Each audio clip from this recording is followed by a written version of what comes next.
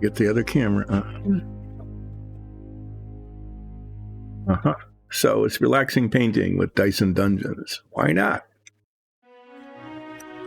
Why not indeed? Yeah, so here it is, Friday morning. Those of you who celebrated, Happy New Year. I hope it is a really good one. I'm looking forward to a Happy New Year. So we'll be, yeah, I know. Last week I said that I would be back on Wednesday, but I wasn't. No, I wasn't back on Wednesday because I was doing just a whole lot of driving. Got together with some family for a New Year's celebration, and it kind of turned into an extended celebration. We weren't partying the whole time. We just sort of settled down after New Year's Eve. But, picking people up, driving people home, long distances. I think I put on like 1,100 miles in the last week, which for some of you isn't terribly much, but, at this point, not commuting anymore. It's just a lot of driving. And so after the last drop-off, which was like a 200-mile round trip, decided to take an extra day before making the couple 100-mile trip back home. So that's why I wasn't here on Wednesday. So, missed Submarine Wednesday and had been making really good progress. In fact, I'm going to, after I show you what I'm working on today, I'll show you what I've been working on with the submarine and how close I am to, no, I won't say that. I'm a lot closer to finishing now than I was when I started. That is an honest thing. So I'm working on this fungus monster. It's all kind of, vegetation-y and, this craggly. There's a lot of surface texture on that. And this is kind of the color scheme that I'm going for. So you got the base coat in. Now I need to paint a whole lot of red lines on the tan and a bunch of green lines on the yellow. So I'll be taking a little bitty brush and probably not talking very much as I'm trying to figure out what, where to put the paint and just not messing it up and that kind of thing. And eventually it'll look like it's got red stripes and green stripes, and then the whole thing gets washed in this greenish wash that we use for our sewers for the most part, which gives it, you can see the difference in base color. You can kind of see how the green kind of affects it. But before I do that, as I was looking at it, these little delicate parts that I haven't broken yet, it's just pretty amazing. As I was looking at it, I thought, well, it's got kind of like this hair. It's head slime coming down around. I'm thinking that should look yellow too. That would be good as yellow. So before I start painting stripes on things, I'm going to paint that, change the base coat on just these like dangling down things around the head. I think just looking at it, I think it would just look a little better. Or not. Well, I mean, it's a fungus monster. Can't mess it up too much, right? And then, I'll either start with the red or the green and just start painting little highlight lines all over the place. Hi, Who. I hope you had a good New Year. Oh, okay. Well, while I was gone, cleaning up happened. I mean, no, I can't say that. Cleaning up didn't happen. Someone else used, some other people were using this work area. I'm trying to find my flipping things. Oh no. This is a good use of time. I like to be able to get at least until 10:15 and sometimes till 10:30 before I actually start doing anything on this stream. And so you can watch me looking around for my flipping things. They were good ones too. I mean, they were light. you could tell what the head was and what the tail was. Okay, well, I'm going to take a chance here. I'm going to put Fungus Guy aside for a minute. I haven't flipped this in a long time. This is the test for our water pool in our necromancer lair. I think I explained that before. It's base coat with realistic water with little drops of paint that diffuse through it. It's pretty cool. Sometimes you get bubbles, which make it look like it's bubbling. So I'll flip this. Yeah, it's pretty heavy.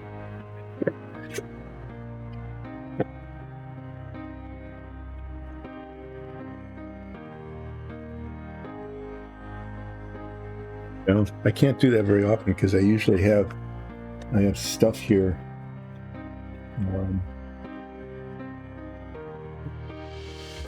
Paintbrush. Okay, that's a pretty good one. It's a really long, fine point, kind of like this one. It's kind of like this one. Might be the same thing. I don't know, except that it's not beat up. Yeah, I don't know where my little flippy things went. I'll have to try to find them by Monday. Oh, okay. Well, back to this.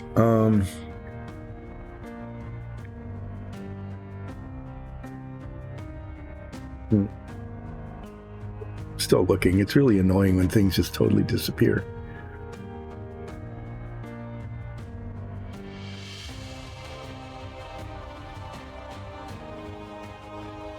Yeah. So I think I think what I'm going to do first is paint the hair yellow and see how it looks once the base coat is in. And then, yeah, just kind of painting little lines all over the place in a different color. And I mix up the yellow. Some other things that I'm planning to do today to waste time is I'm going to show you how the submarine is coming along. You know, just in anticipation of Submarine Wednesday, since I missed a week.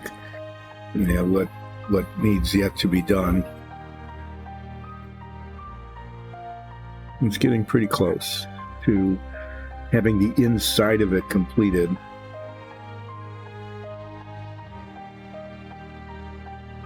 And I'll show you what comes after that.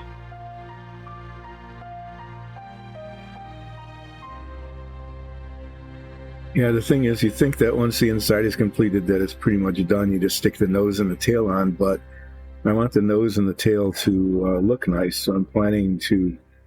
That gray primer that I've been using, which is turns out to be a really nice color for the hull. It's flat gray. Is I'm going to paint the outside of the hull that dark gray color,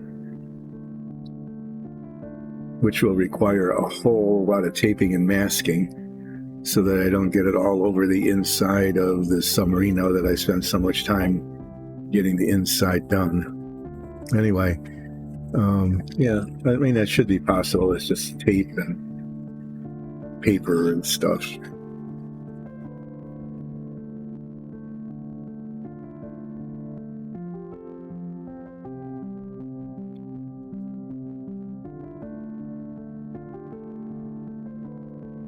I haven't used this brush in a long time. Maybe I'll use it to paint the hair, just to do it. See, the music's playing, cameras are working. Kind of weird that coming back after being gone for a little while, that stuff is actually working. There weren't any updates that destroyed things. Okay, well, 17 or... Yeah, I guess I can go ahead and do some painting. You know, it's not quite 10:30 yet. Anyway.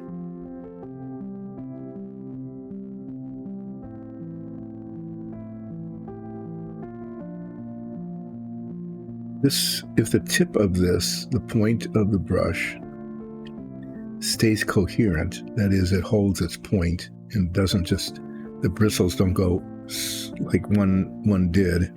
Okay? They don't go rogue and go flying. If they would be coherent and hold together, this is really a very good brush, but they don't. They come apart. And that's the problem with most of the brushes, is that the point of the brush doesn't hold up, doesn't stick. So I think that was a common problem with brushes, if I recall correctly.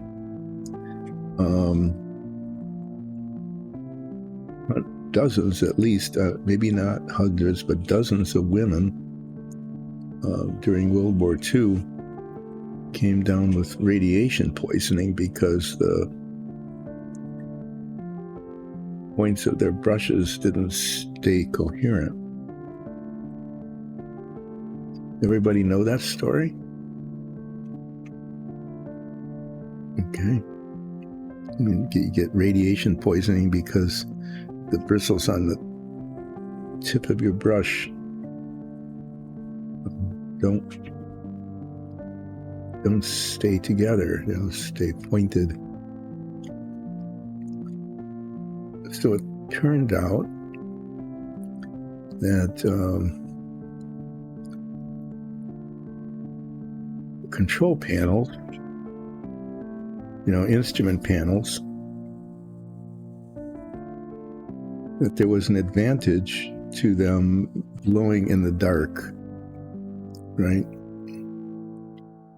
That you could see the pointer and the numerals if they could glow in the dark. And what they used then was glowy paint, and the glowy bit, the part that made it glow, was radium.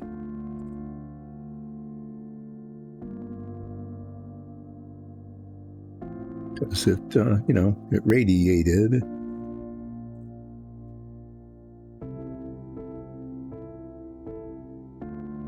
So they had this glowy-in-the-dark paint made with radium,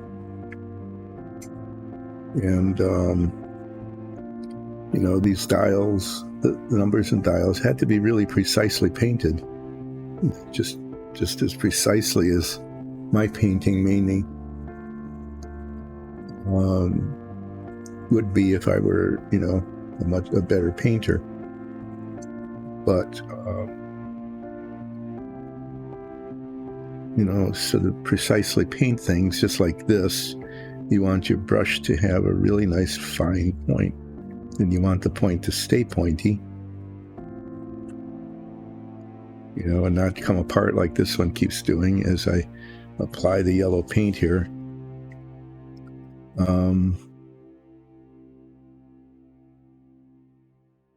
So to keep their brush pointy, they would lick them and keep the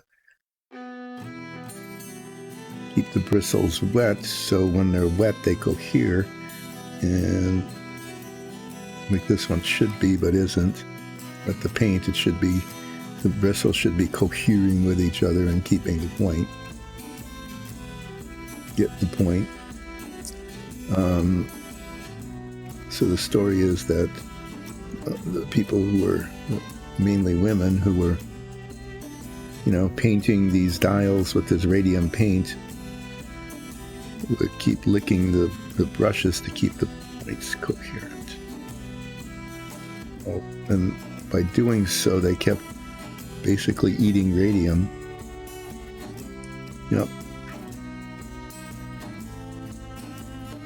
Which turns out not to be good for you. Ingesting radioactive substance for an extended period of time has a downside. So a lot of them ended up with radiation poisoning.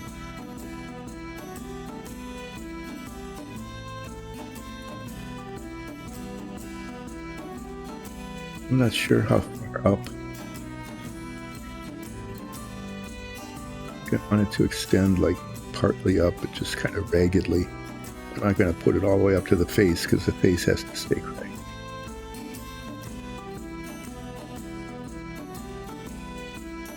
Blend it in there a little bit.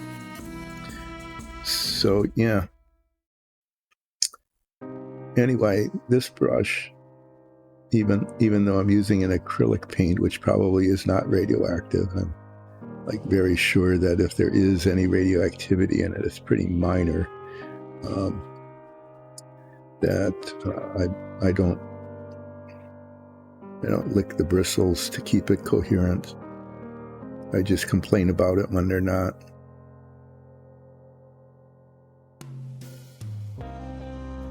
Which is much safer.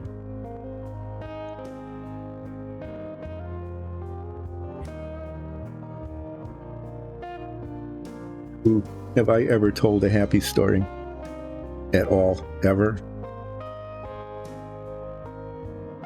Well, maybe when I talked about Tom Terrific, or I don't know, maybe at all. I have?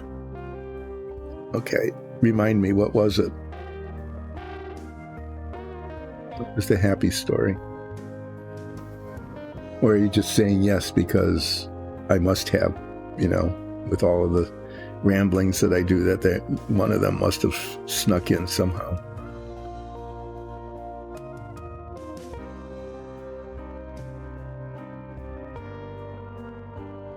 I must have, that's what it came down to, right? Is that if I ramble on enough, that one of them must have been a happy story.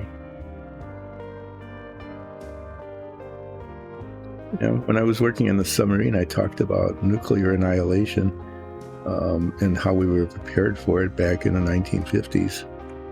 But that had a happy ending because it hasn't happened yet.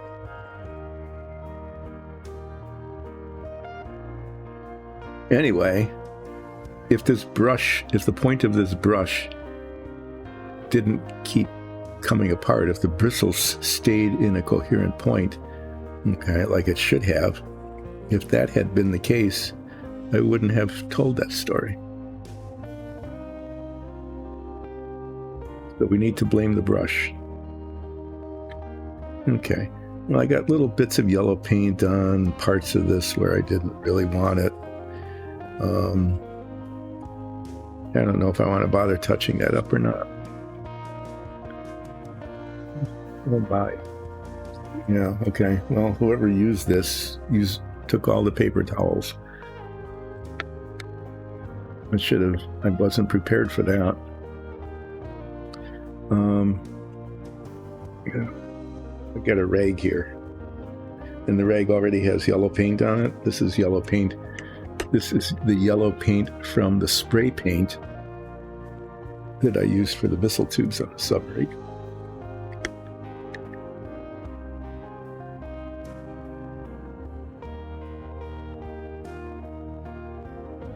So yeah, this is a really expensive brush, very expensive, actually.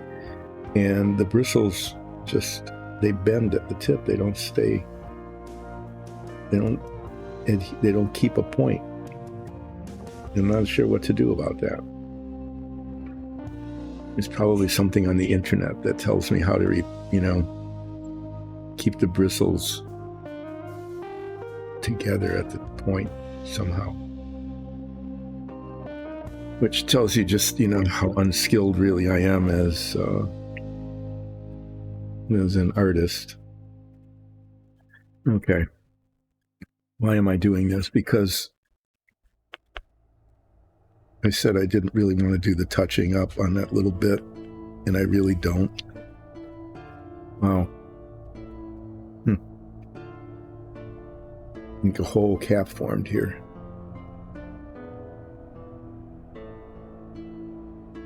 Get that big chunk of paint.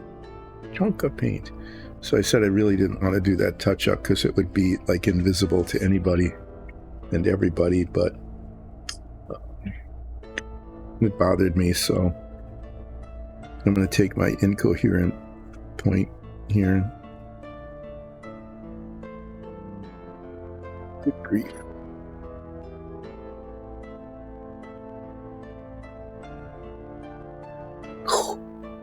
Okay. Yeah, I went from not enough paint to like half a bottle. That was unfortunate.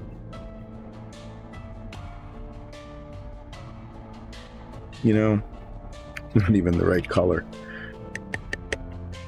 That's even sadder, isn't it? That's not the color that's on there. So now I've got this big blob here of wasted paint.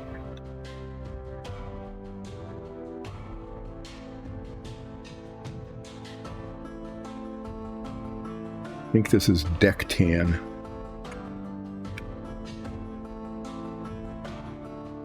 This one.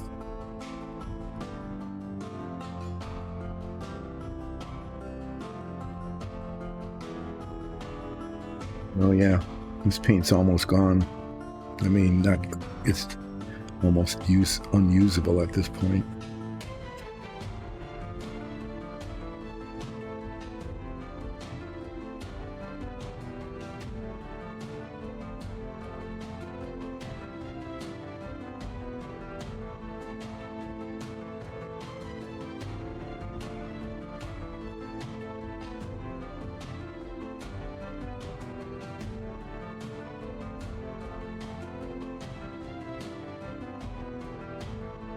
Yeah, I'll repeat again, I'm not sure why I'm even bothering with this, because it's just not going to be a visible issue.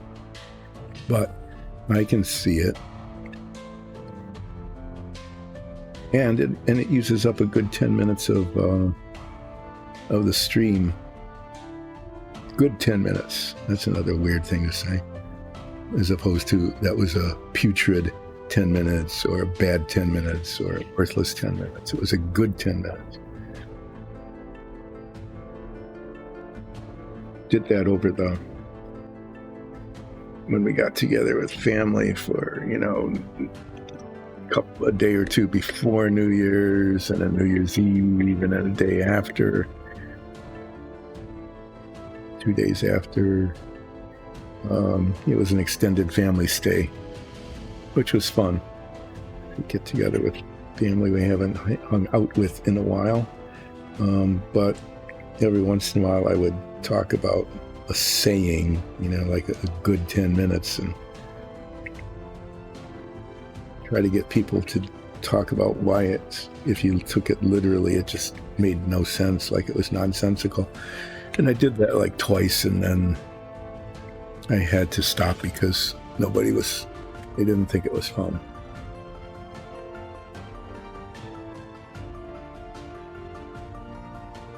Why not? You say a good 10 minutes. Why?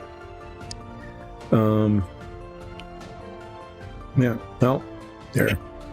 I think that's okay with the yellow, kind of the yellow hair up there. Just a little bit of, a little bit of an accent to balance the feet and the hands, such as they are. I'm going to paint the green stripes first. It doesn't matter.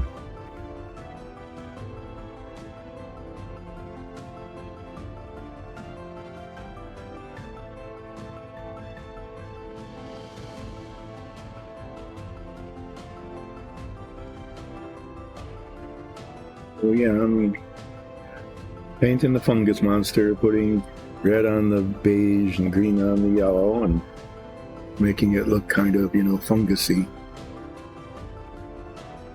This might, I don't know, it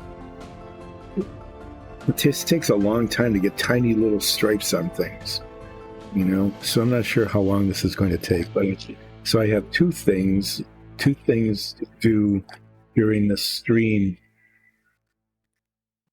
to use up the time if I finish this. Well, actually, three among the things that I could do to fill up the time if I manage to finish this early, or if I just feel like taking a break from it. There are several things. Should I tell you about them now?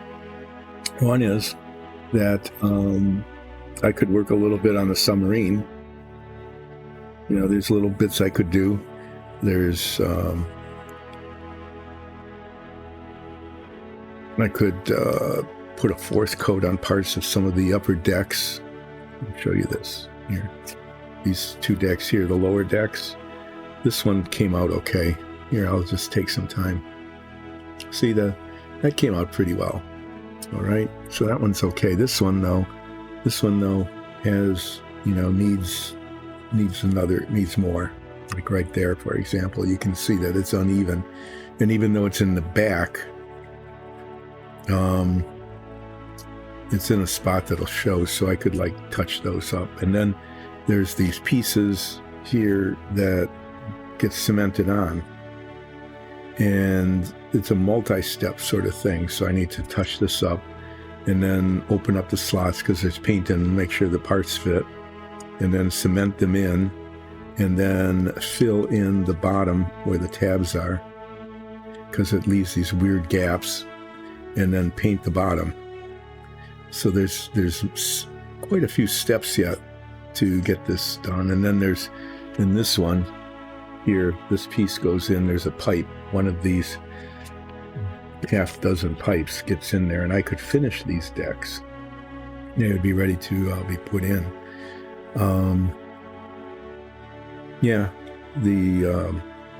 So that's something I could do.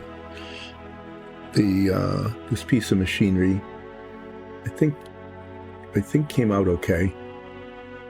These I might try to, I don't know, I might just leave them white rather than trying to do the bezels. This little bit here, the little radiator and those things, those came out pretty nicely. On this one, these are big dials up on the top, and I need to do the ink on the nail head trick for those. And then I'm kind of torn about whether I want to try to touch up around these red levers. On one hand, they're a little bit ragged. On the other, that ink very well might just dissolve into the paint. And so I'm thinking, I'm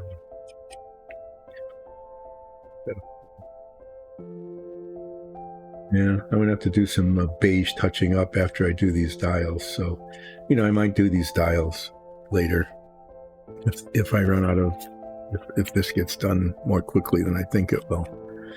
Anyway, there's stuff to do, and if I don't do it today, then it'll get done during Submarine Wednesday. Eventually, as you have noticed if you watch Submarine Wednesday, things happen slowly but surely, and now 2/3, maybe 3/4 of the inside of the submarine is actually installed in the submarine. And then after that, the tail bit gets put together and the stand gets put together. There's a stand that hooks onto it. There's some diving planes, just little bits of things. A nose cone goes on,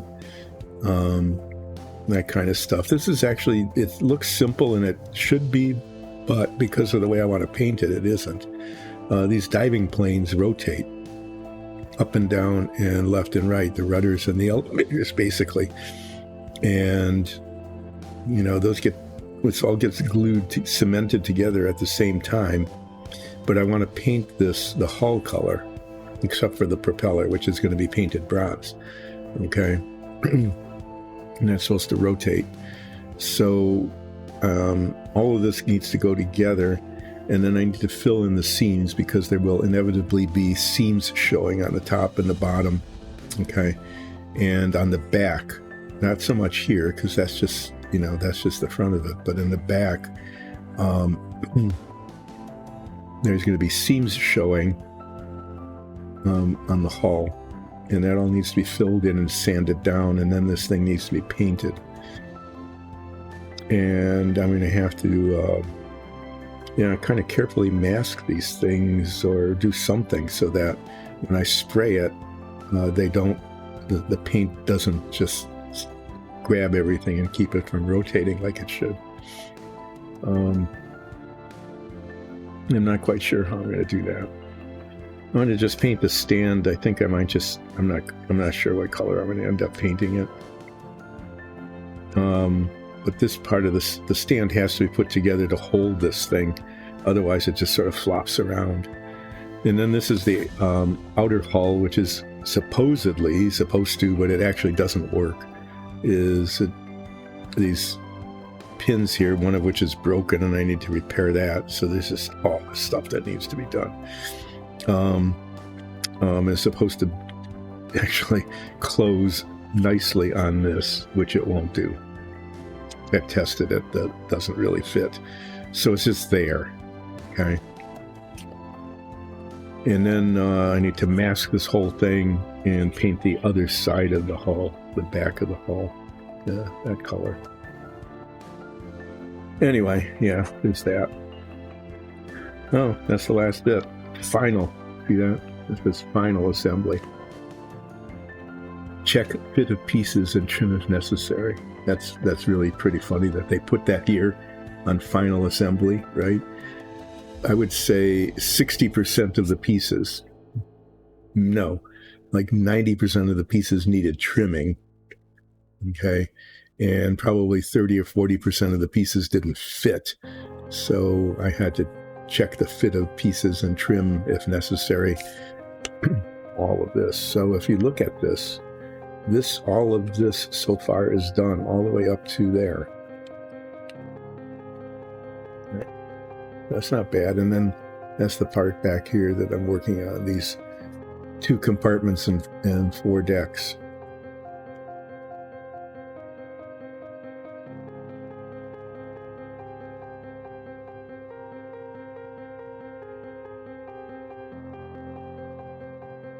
Mm-hmm. Snap 2 sailplanes into holes provided. These little sailplanes are supposed to just snap in. Huh. Yeah, I bet that won't work. Anyway, yeah, because they're supposed to be able to rotate.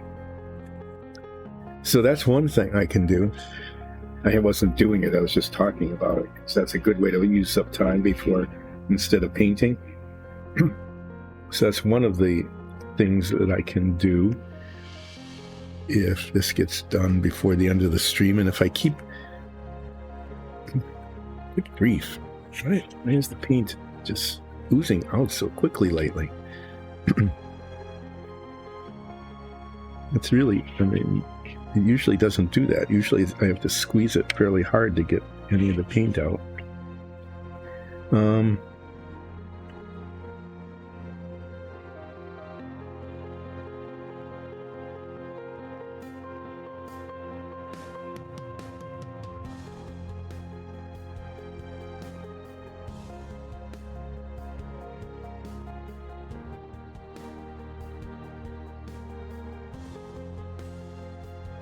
This green is going to intentionally, if I can, go on somewhat unevenly.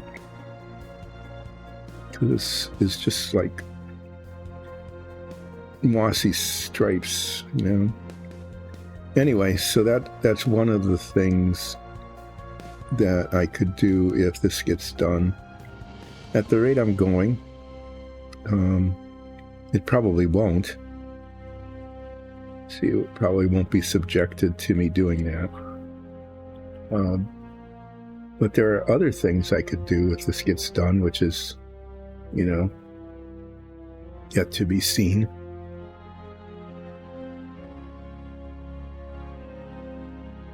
Is I've got to decide what to do after the submarine is done.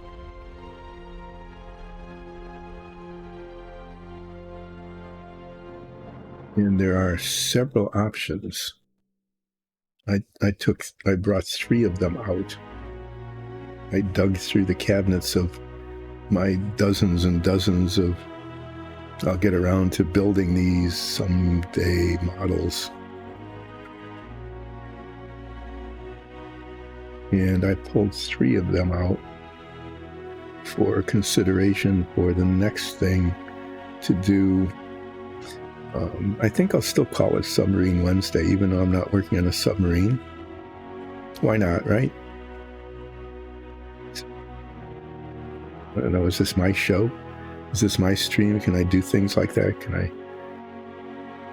I'm not sure if I'm permitted. I'll have to ask our DM if I'm actually permitted to do that. To keep calling it Submarine Wednesday, even if I'm not doing a submarine. So I'm not going to tell you what they are because that would miss the point of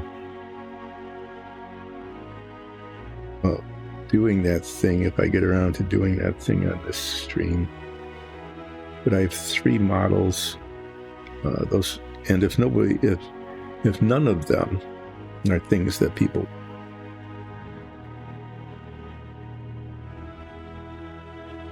then I've got like 3 dozen other ones from which to choose. Okay, that's not bad. Back here.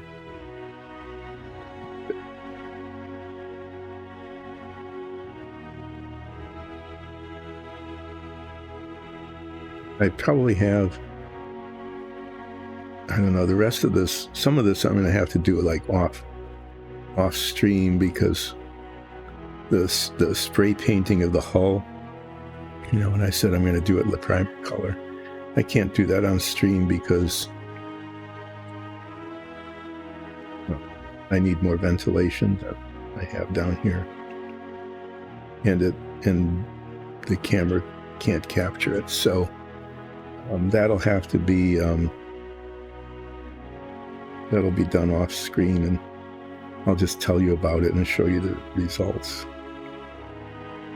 But I'm thinking, I don't know, it should take like 4 more submarine streams before it's done.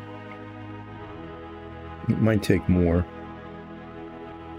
It depends on how many little things that I haven't noticed that I will notice need to be done yet.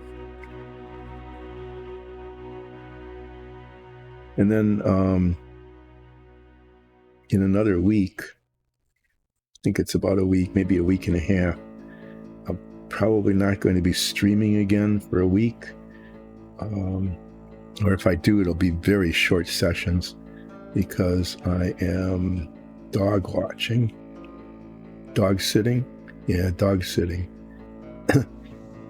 And I can't, if I'm dog sitting, I can't just leave them alone for like 4.5 hours while I do this. And so there's going to be another hiatus. That's a good word, isn't it? It's so much nicer than saying a break or whatever. Sounds fancy. I'm not going to do this for a while I'm dog sitting because I need to be dog sitting.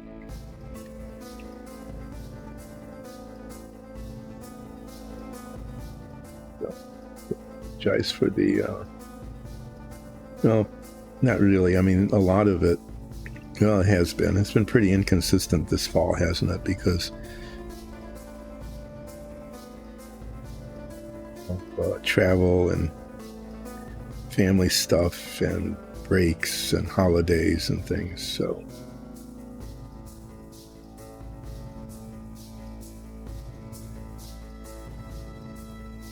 anyway, there's going to be another hiatus.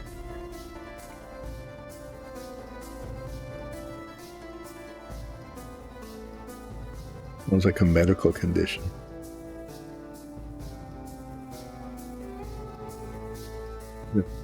Where I will not be streaming.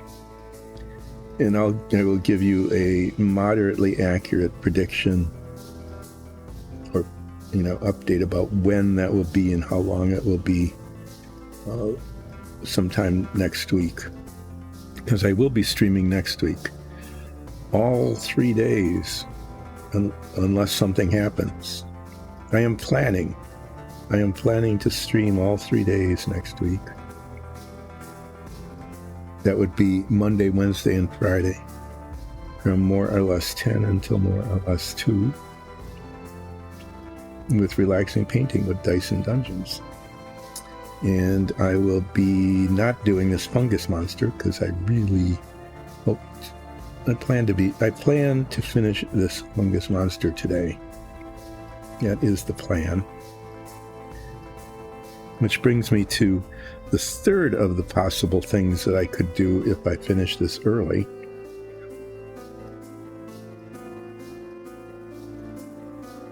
Which is, I have 2 other minifigs here that I could work on Monday, assuming I finish this today. Well, I would work on them Monday anyway, whether I finish this today or not, because there won't be much left to do on this if I don't finish it today, and I would definitely finish it early on Monday.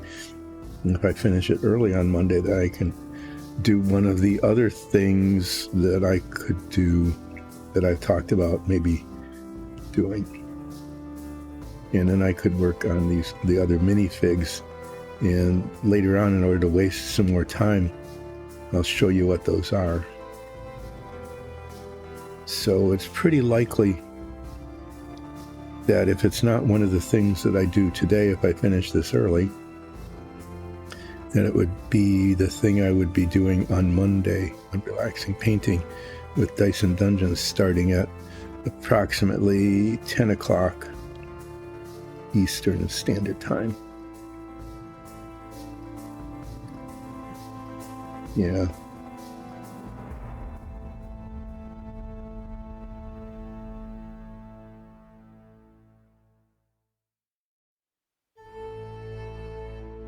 So what's so far I could, among the things that I could do if I finish this early is 1, to work on the submarine. 2, show you the things that I could work on potentially after the submarine is finished, now that that is becoming not a reality. Okay, it's not a reality yet, that's for sure, but it's becoming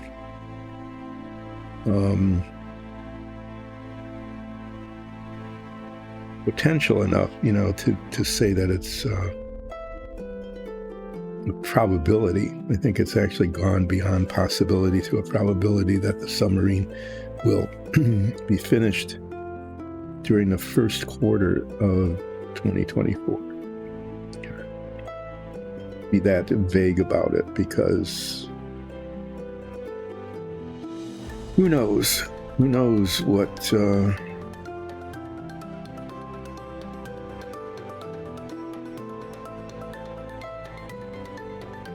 still exists in the completion of the submarine. The submarine always, it says, oh, this is done. Nope, something broke.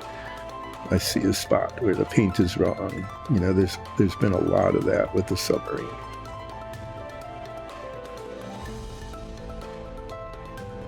Something that should, or things that should say, oh, this will take like 10 minutes, and then it ends up taking 2 solid streams.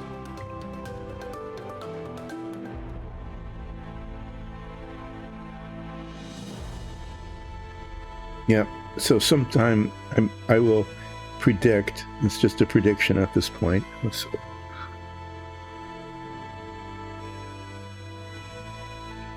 I'm going to predict that I will finish the submarine during the first quarter, meaning by the end of March. That's what that means, of 2024.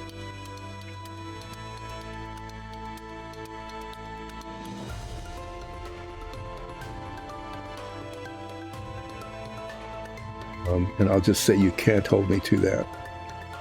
I know that if I were, really making a prediction, I'd say something like, you can bet on it, or you could hold me to that, or something like that, some sort of thing that expresses a level of certitude or certainty.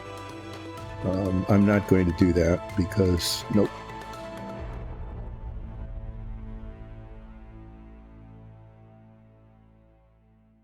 I'll probably do something, like when I try to spray paint the outside of the hull, the masking tape will fail or something, and then I'll have to repaint half of the interior, one of those compartments. I don't know.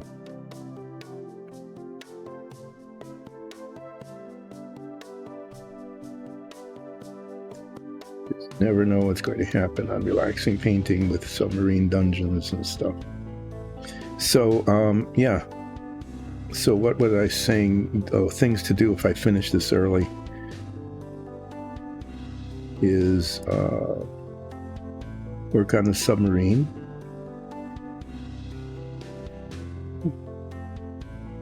Take a look at what might follow the submarine and maybe get some feedback about what people would like to see. Keeping in mind that if you don't like to see any of it, well, please don't go to that one. I mean, let's find something that people want to see. So, yeah, a third thing among the many things is to start working on a minifig that I would work on starting Monday anyway, but could start today. Let's see, a fourth thing. See, I said there were like 2 or 3 things, and then the number kept growing. It's just like a Monty Python sketch, except that it's not protected by copyright.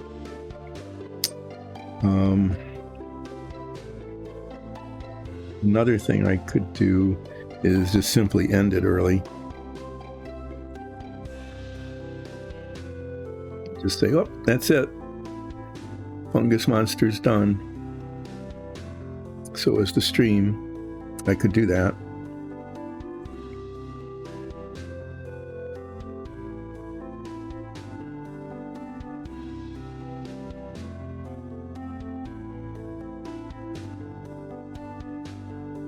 It could be like this. If you've been watching the D&D campaign, occasionally Nines puts on a show because, Nines is a bard and wants to become famous. I should probably say already is famous. Hi, old Brogger. Thanks for joining in, and Happy New Year to you too. I've been going on a ramble about what to do if I finish Fungus Monster early today. And, yeah, I've been doing a good job of just kind of, being incoherent. So one is to work on the submarine. Another is to work on another minifig. A third is to take a look at some of the options for what to do. Since old Brogger, are you going to be on for a bit? Can you hang on for... No, I didn't, because we were gone. I was gone the whole time. I just got back like really late Wednesday from a family trip and spent all of yesterday not doing anything because of all the driving. So I'm going to have to check it out. I am definitely going to take a look at that. So one of the options is to just end it early and go look at your video. But I think the option of taking a look at, since you're on, you can give feedback. Okay. I've got 2 people in chat that I know of, and they both have opinions probably, is that after I'm done painting this green stuff onto the yellow stuff here on the Fungus Monster, is I want to show you what I could potentially, these are possibilities, work on after the submarine is finished. And I predicted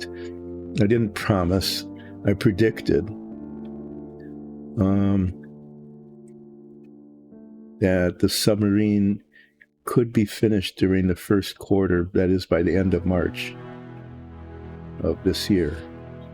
I think this is coming along. Let me paint the green on the head here, and then I'm going to show you options.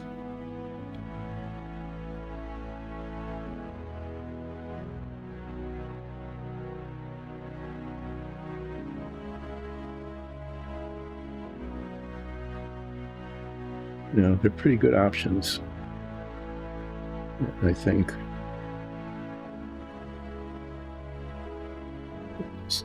This will just be a couple more minutes of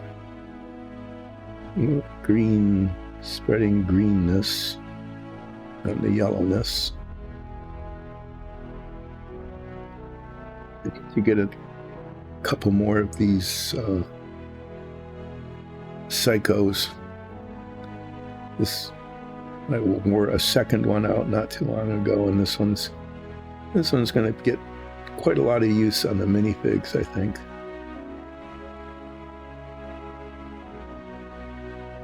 Oh, 20 minutes is enough time. Oh, okay. Oh no.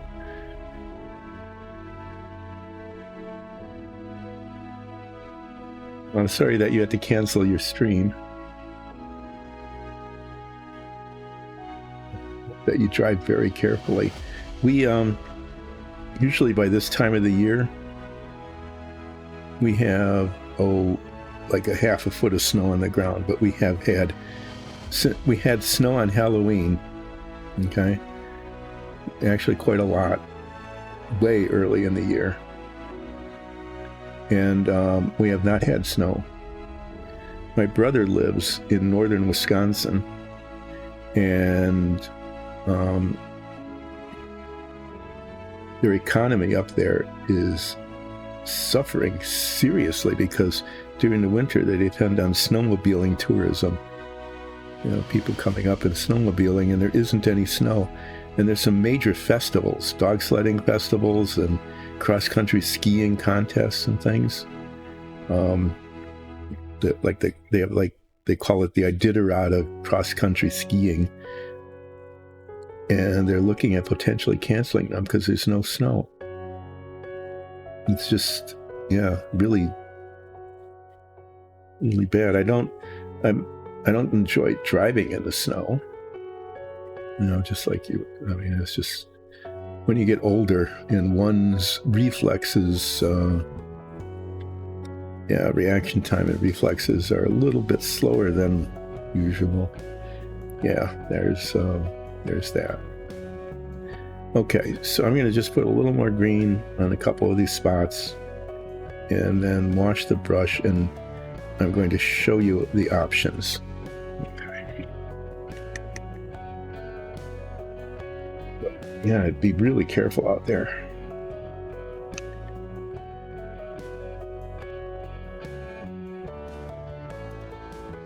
Give that a more thorough wash a little later. So when the submarine is done, likely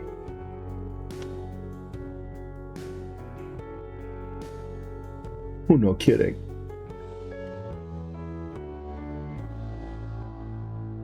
You have 4.5, almost 5 feet of snowbanks.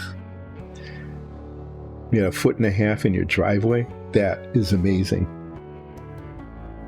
They weren't really. Usually weather forecasting, especially major storms like that, is pretty good. No, that's okay. Well, that sounds pretty dangerous. It's not unusual for us to get, even that much snow is unusual here.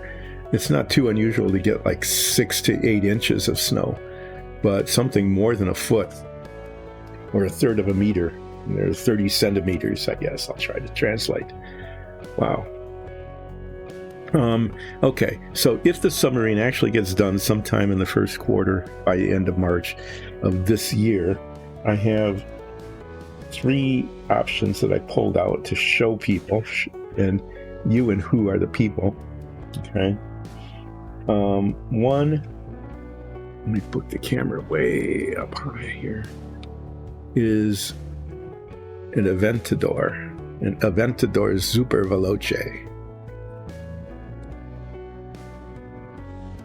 And of course I would make it look shiny like that and be effective.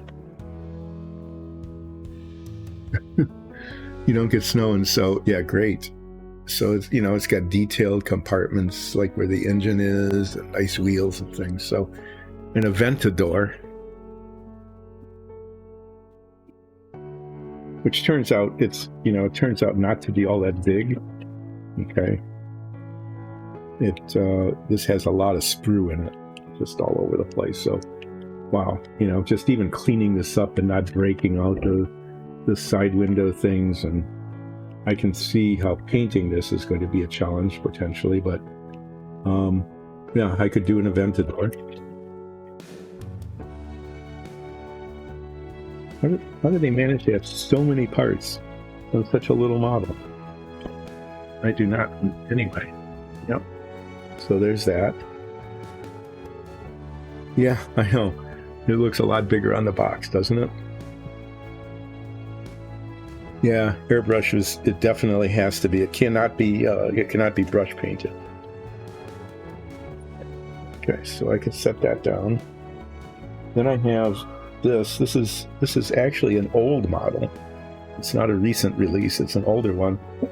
When I was in graduate school, like a long time ago, I actually started to put this together, and then just got lost in moving from place to place. It's a 57 Corvette fuel-injected car, okay? And believe it, these are the features. It has operating headlights and taillights. There's tiny, almost invisible wires that you run from a battery pack underneath to the headlights and the taillights. A carpeted interior. I'm going to show you the carpet. It's pretty funny. Wiring, okay, and a display base, which uses up most of the box. This is a bigger model. That was the Aventador's 1/24th scale is really, yeah, it'd be nice to have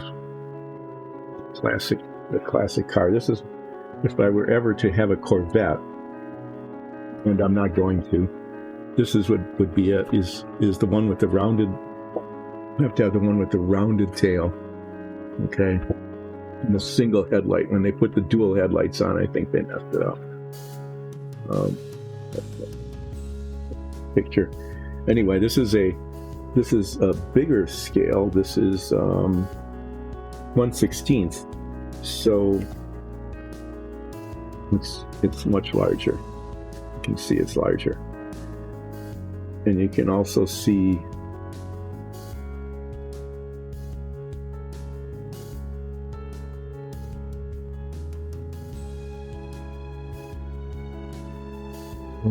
okay.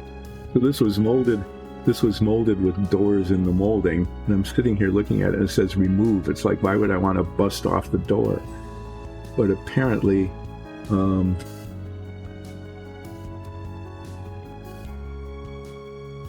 yep, I mean, headlights that supposedly work. Here's the carpet. It's got like this little piece of adhesive backed felt. The interior. Anyway, this one's just calling to totally be messed up. Okay. But then there's a third one, and this one is really, it's very different. It's not a car, but this was a gift, special gift. It is the Savoia S21. The Savoia S21 is Porco Rosso's plane. Okay. And it comes with all sorts of interior detail. Apparently you can like take the top off so you can see the fuel tank and the cockpit with all sorts of little dials and stuff on it.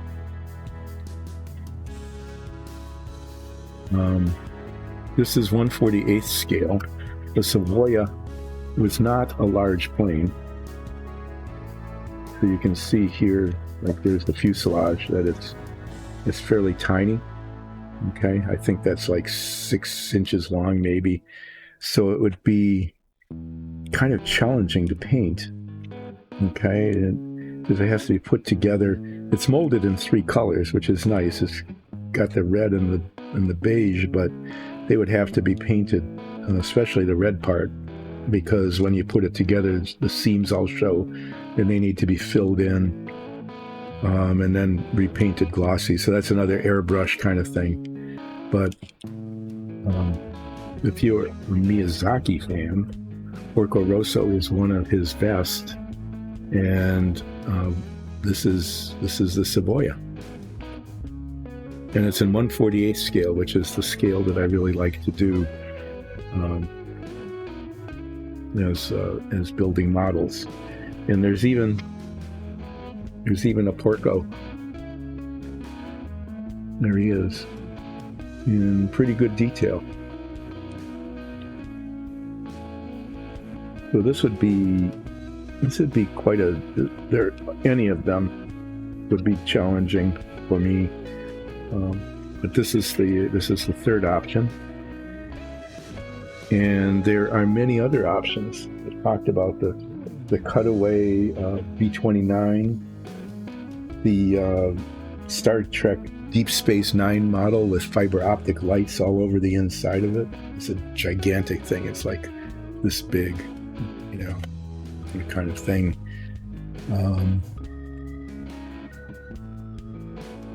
Like lights, yeah. The Deep Space Nine one might be nice then too, with all the fiber optics in it. The Deep Space Nine one even comes, it came with a DVD to explain how you can modify it to make it even more difficult to build. I've got an Apollo. It's really cool. It's called History Makers. It's the whole thing from where the fairing is around the LEM. Okay, so it's got the LEM and the command module and the escape tower, and it all gets put together, and it's a really cool model if you like, if you'd want an Apollo thing. So over the next while, because it'll be another couple months before I'm totally finished with the submarine, I need to choose the next victim, and those are three that I'm thinking of right now. Oh, Brogger votes for the Corvette. I know who expressed an opinion that the Savoia is next.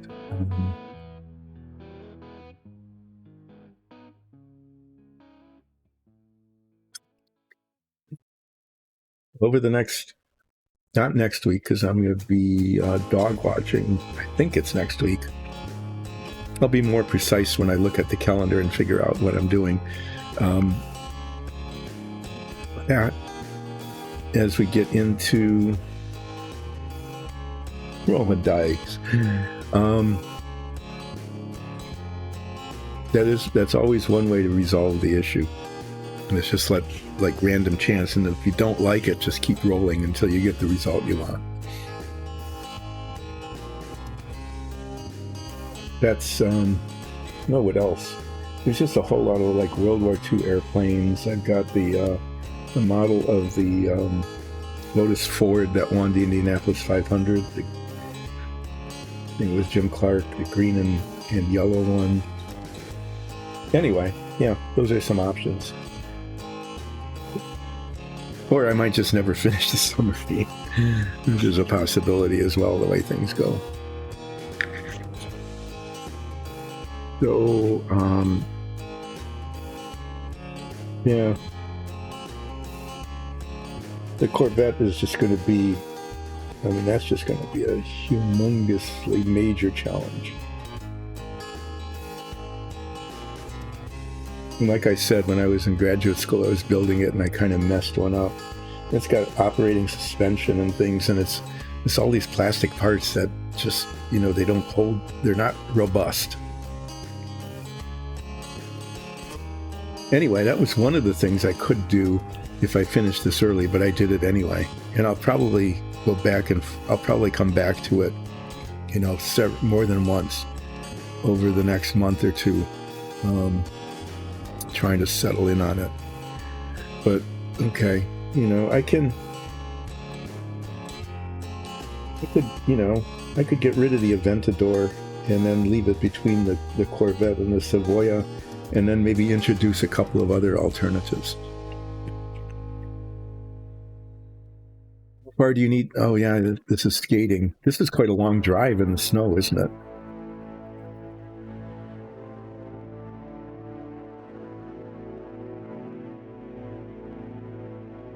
You have a car with like all-wheel drive?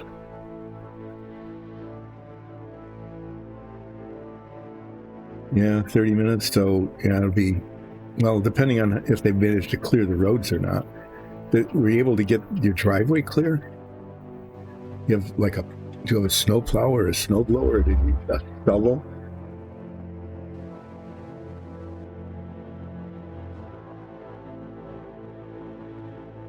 Usually if we get that much snow out here, we're snowbound for at least a day before the plows get through.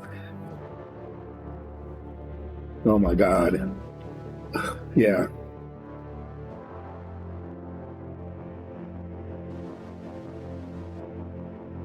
Yeah, well, most people are not prepared for 1.5 feet of snow on their driveway, especially if it's kind of heavy snow.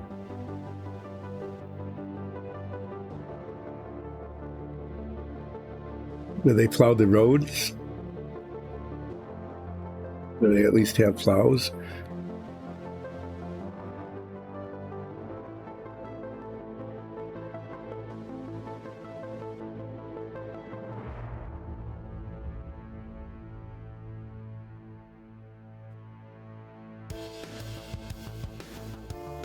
Well, that's good. Yeah, when we have large snows, very rarely that much, but fairly often we get like 6 to 8 inches, enough to really make a mess of things. Is this the red I use?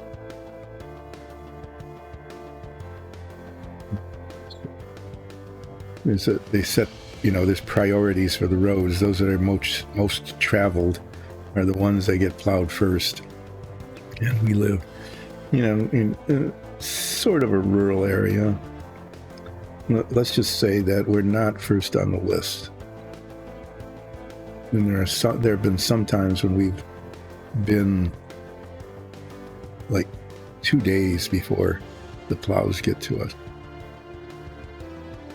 But if the roads are mostly clear, and if the drivers are mostly clear-headed, yeah.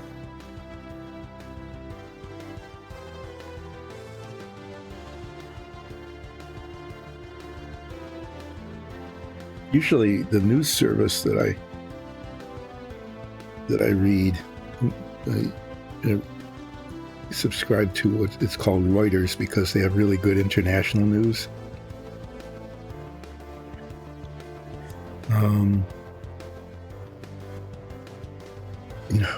Usually they report on something like that, but maybe I missed it because being with family and things over the New Year's holiday, I wasn't keeping up.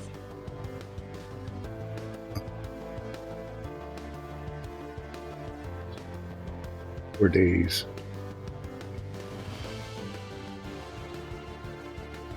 But usually we get, they'll report things like that. Like if a country gets smashed with snow, I know they were going out of their way to talk about the blizzards in China. You would think that they would care something about the blizzards in Denmark.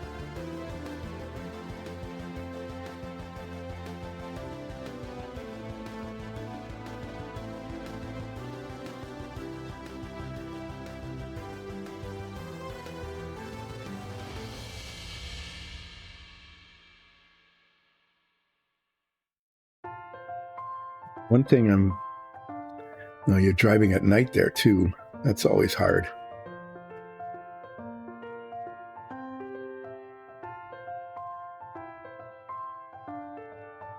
Being on the almost ancient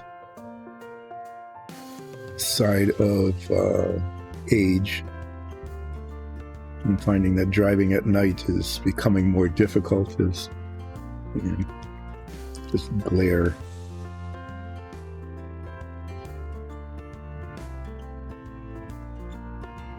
people my age, more or less, really do their best to avoid driving at night, which is, difficult in the winter because it's almost always night.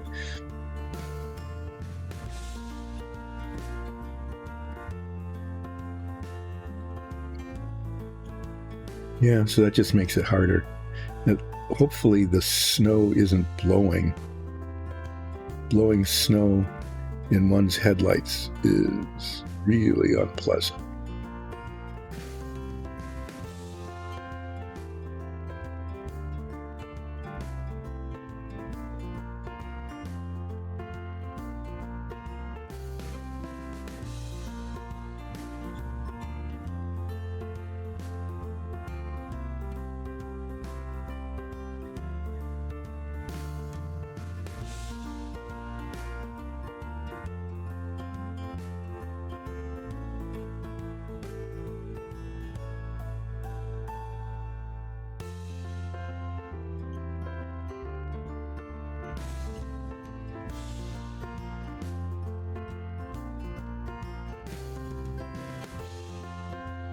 Really, they plowed. Oh, that's really unfortunate. I mean, I've seen that happen too, but I just made a mess there. I'm gonna have to get some of the beige paint out and cover up a little bit of that red. Yeah, so they plowed the roads and plowed some cars in. And so what do you do then? You either get a shovel, right, and spend, like you did on your driveway, like 3 hours digging it out, hoping you don't, scratch your car to pieces as you're shoveling it out, or that it's already scratched up.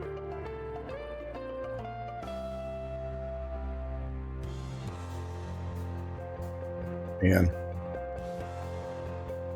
Yeah, getting your car plowed in like that, that's just got to be horrible. And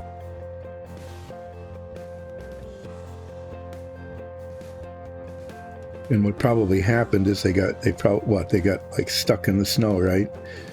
And they left their car there because they couldn't move. And then the plow didn't care. They had to clear the road. So they just, there you go. You've got a carsicle.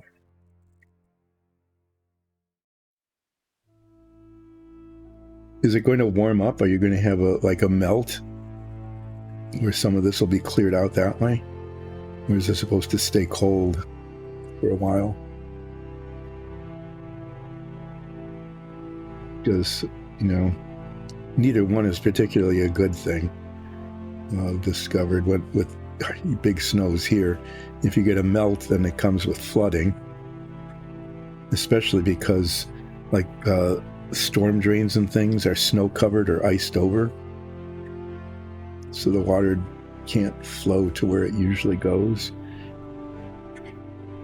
But if it stays cold, and your car is buried up to its roof, you don't have any assistance from Mother Nature in attempting to excavate it.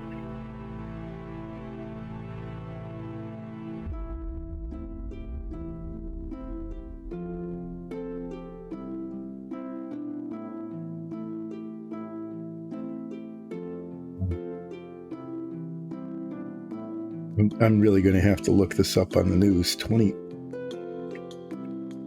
That's a long time, especially if it's cold. And if you're snowed in, you have to be careful about carbon monoxide poisoning. Even if you've got enough gas to run the engine to keep it warm, that can be a dangerous thing. Tough choices.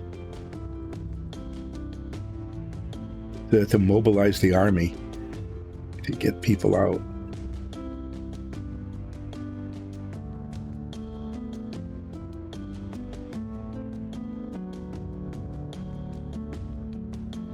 So where were you during all of this? Were you stuck in it at all? Or were you able to avoid being out in it?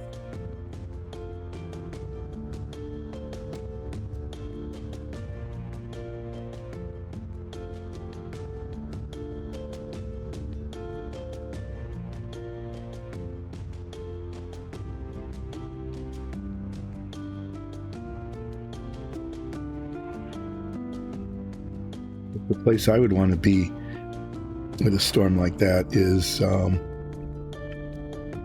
in my house with a furnace that's working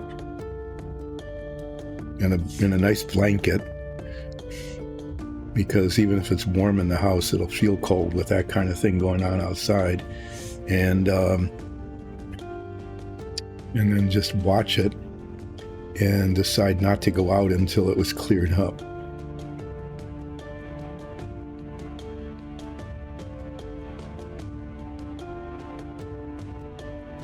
You know, I'm just going to guess that when we finally get snow, because it hasn't snowed here since Halloween, we had snow way early and then nothing, just drizzle. We've had a month and a half of drizzle, which has been actually really pretty unpleasant. But nothing like that.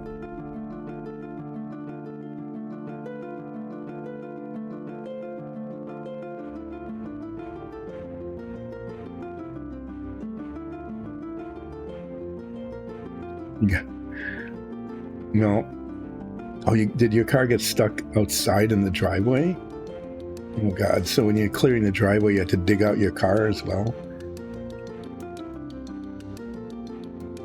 Thank goodness your boss was, you know, paying attention to the safety of their people.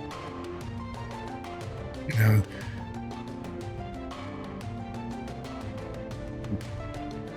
well, almost, but not quite, huh? Really close. You didn't get plowed in, did you?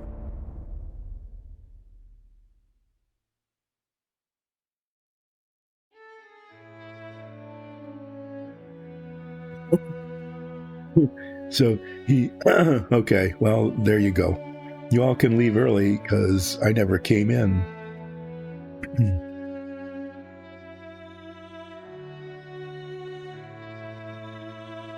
Captain going down with the ship thing there.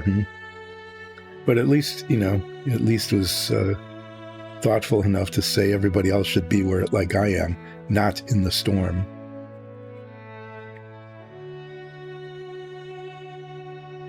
You got stuck on the sidewalk just getting into your driveway. Your driveway stymied you.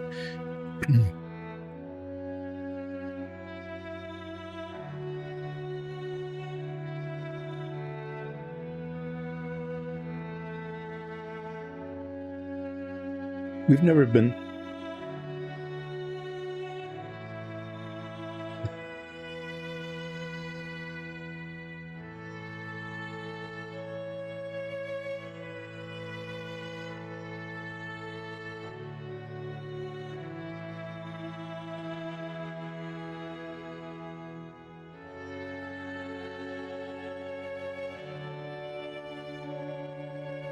I have to catch that.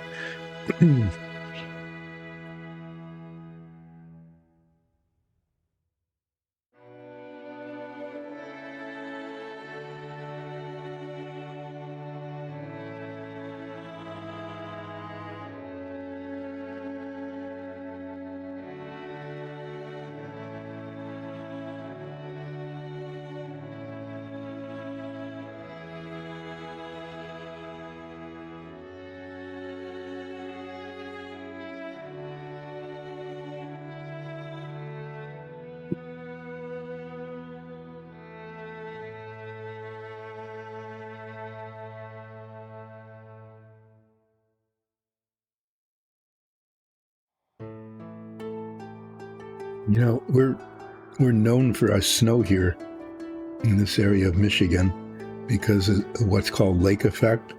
The wind blows across Lake Michigan, and usually, you know, the lake used to freeze, but it doesn't anymore, and so it picks up moisture from the lake. It evaporates as it comes across the lake. And so we have this very wet air coming across the lake, and then it hits the land, and it gets cold, and it dumps snow. And so there's this patch in Michigan. It's like what happens in Buffalo, New York. They have the same issue with Lake Erie. Ours is with Lake Michigan, is the wind blows across, and it might not be snowing anywhere else within hundreds of miles, but it's just like it's constant. It's not like that. I mean, we don't get a foot or more snow, but sometimes we've had situations where it snowed like 3 or 4 inches a day, every day, for over a week. And it's not, it's not like getting stuck in a blizzard, but it's just exhausting to always be clearing snow, always driving in snow, always clearing snow. But wow, you really got blasted. I'm glad that you got home, or almost home, very close to home, before you got stuck.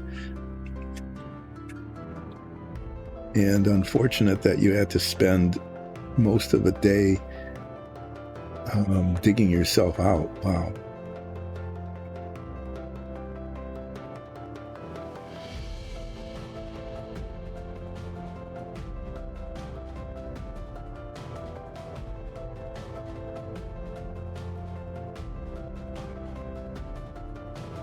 So the Army must have come in with like bulldozers and heavy equipment like that just to move the snow, because you can't just push it aside when it's that deep. You have to take it somewhere. I know here that when you get heavy snows, there's front end loaders pile it up in dump trucks and carry it away to open fields and places like that so that they can get it out of the way.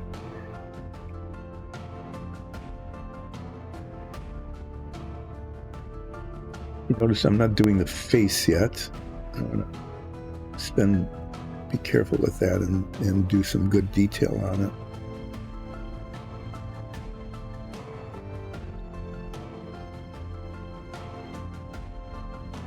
I know you need to go soon, so I will wish you well again in your drive.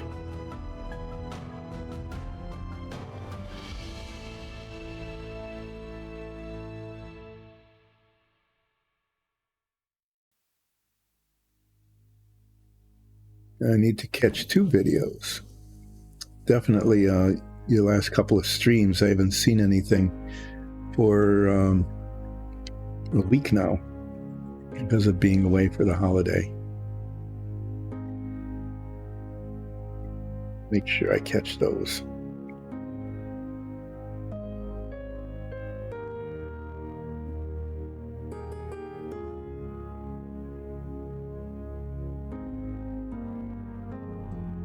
Oh no. So it wasn't just 3 hours. It was 3 plus 2 plus 3. Yeah, that's right. You had to clear your driveway, then you had to dig out your car and get it into the garage, where hopefully it was able to defrost a little bit, right? At least some.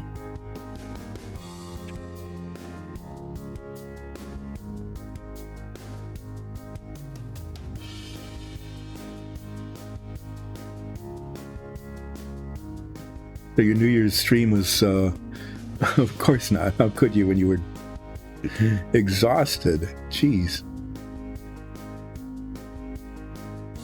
You must just like every muscle in your body must just be aching. It's okay to talk about the pain that I mean, seriously. Wow. Shoveling snow, moving snow is really hard work, involving a lot of lifting and things that one doesn't normally do every day. You must just...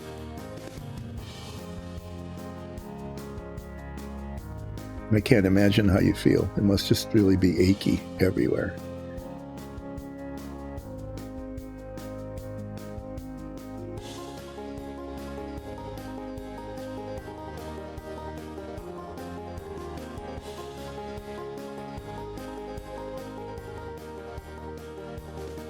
You put me in your New Year. Oh, okay. And now I'm not sure I want to watch it. I'm not a real fan of me. But yeah, I will definitely do that. So the Christmas video, yeah. Well, I need to catch the surprise.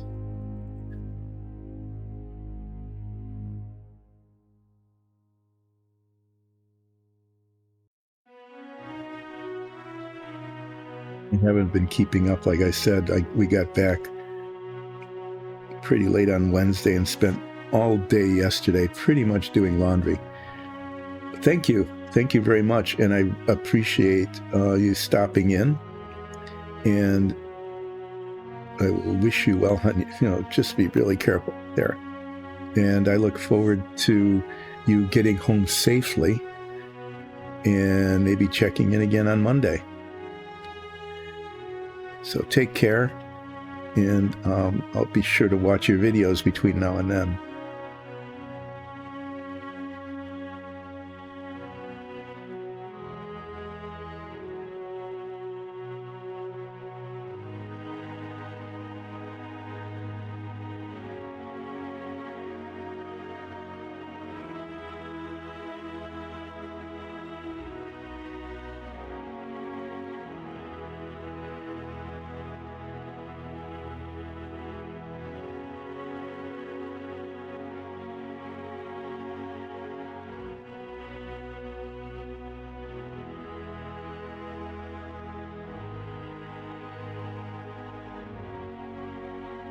Theo Obrogger, why are you hearing the word Worcestershire at all?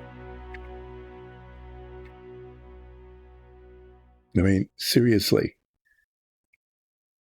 Why are you hearing Worcestershire? Much less hearing it too much.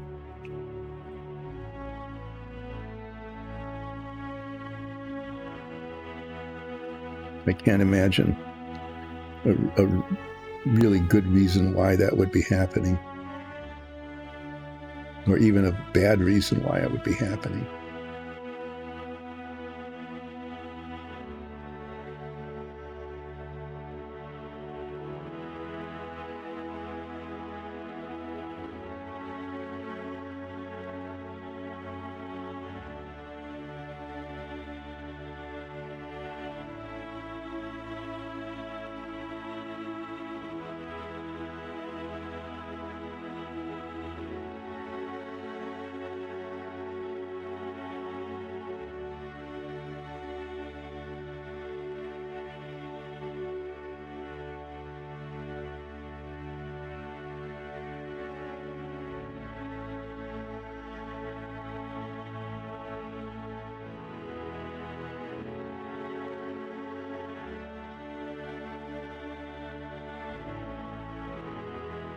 Oh, well, getting off on a tangent about something that's kind of weird like that is, I guess I have to say honestly, that's something I can relate to.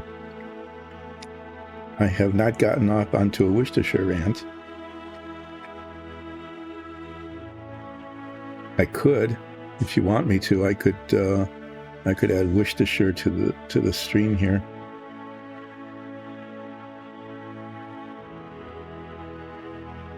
To talk about why don't you say it the way it's spelled? Why don't you call it Worcestershire?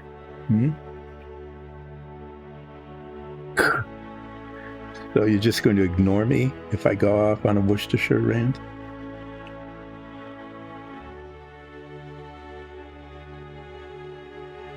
So it should be pronounced Worcestershire, but a lot of those things, those British English things, they just skip a whole lot of the letters when they say them.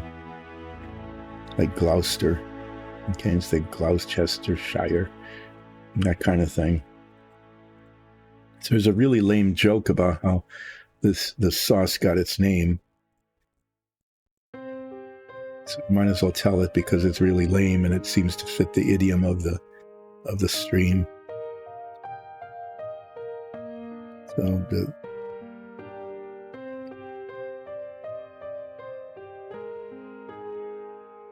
the noble was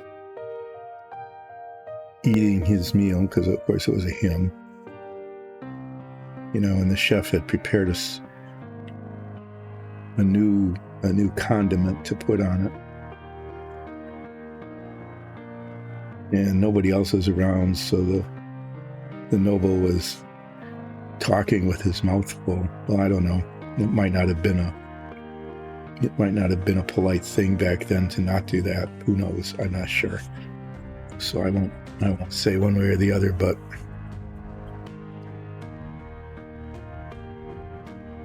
so tries it and likes it and says, "What's your here sauce?" Like, what's this here sauce? But it came out, what's this here sauce? I told you it was lame.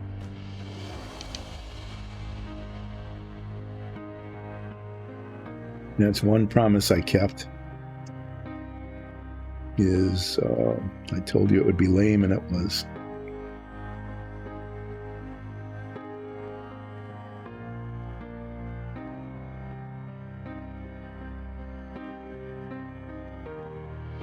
Paint that's gumming up. Going to have to squeeze out some fresh paint, maybe. I don't know.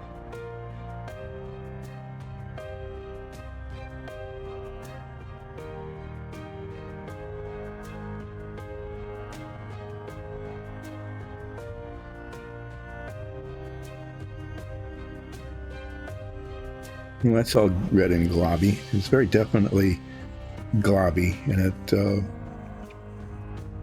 kind of matches the other one fairly well. Let's see what I can do about the face in a little bit. To do something about the face, I'm going to do that very carefully when I get some fresh paint out a little bit later.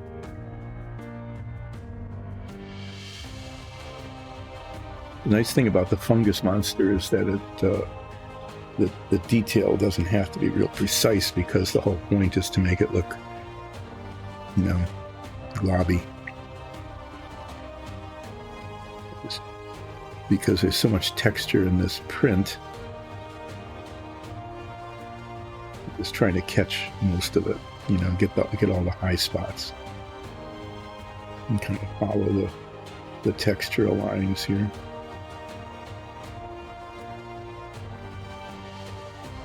The last part of this, just washing it in the green, is pretty easy. I just get the big brush out, put a bunch of green wash on it, and slop it around.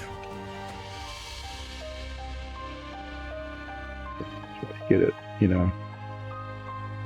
not exactly even, but so it kind of builds up in some, just helps the textural element of it, and turn it kind of, that mossy green color. So the base, I'm going to look at the other one. I'm going to do the base differently on this one. I'm going to keep the same theme with the kind of mycelium, this thing growing up out of like a mycelium. I like how that looks. So I'm going to try to replicate some of that, but I'm going to paint the base to look more like the colors of our sewer tile.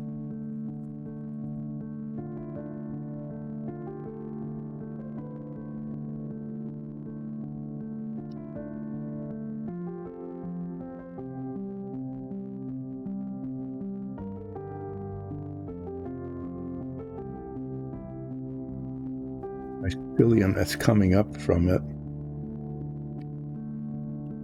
What I might do is I might extend the yellow and green theme into the base, so that these tendrils kind of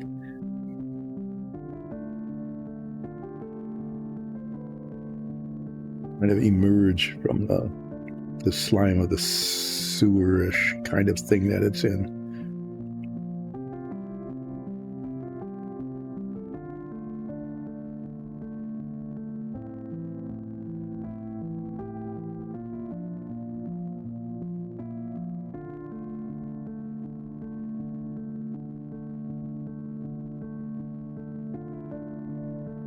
Yeah, I used up my Worcestershire stuff. That was it. complaining about the pronunciation and telling that really lame joke that I heard a million years ago.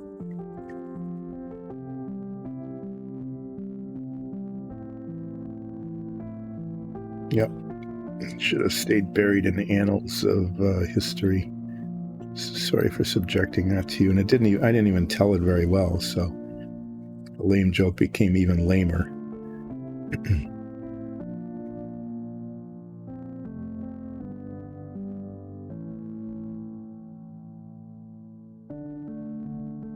Okay.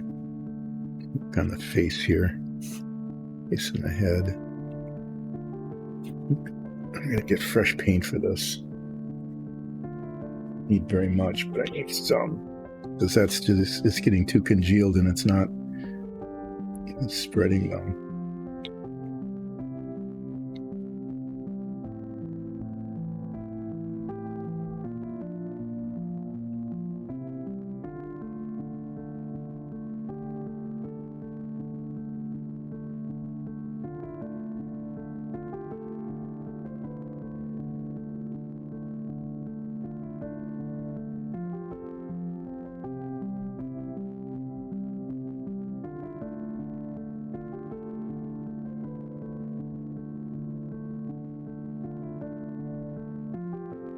Too much red on here.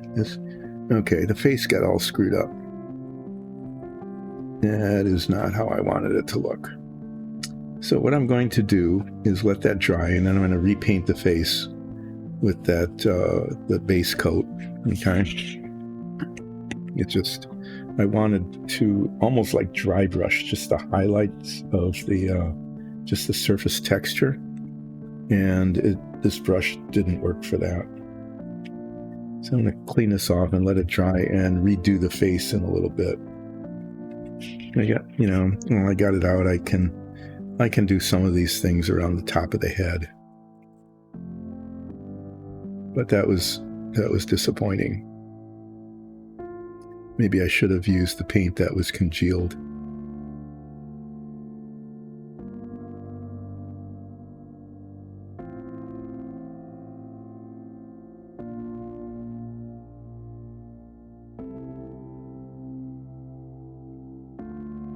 The face has kind of this nice streaming effect.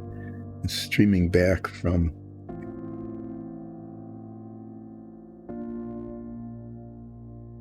to like almost dry brush right across the tops.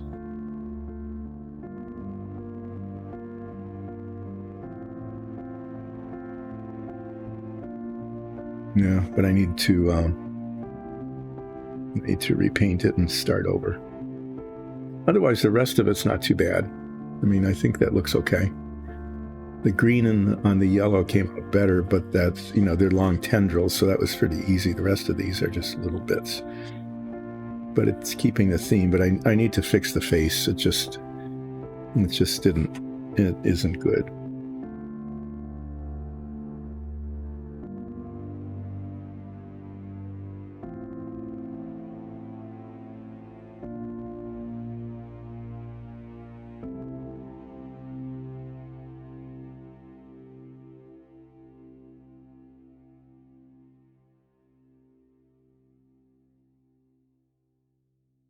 Okay, so what I'm going to do with the base is I'm going to paint it the green we use for the sewers, if I can remember what that is. Okay, and then let that dry, and then I'm going to paint, see if you can see how this worked. This kind of mycelium look, where it's kind of like little bits and it grows bigger. And so what I'm going to try to do, is have it like the yellow extend off from the tips of these. Okay, so like it's just growing up out of it, and then probably put a little bit of this light green on it just as it approaches, so it'll start kind of yellowish and grow up into it. And that'll be an interesting way to make it look. While I'm waiting for the face to dry so that I can repaint it, I can probably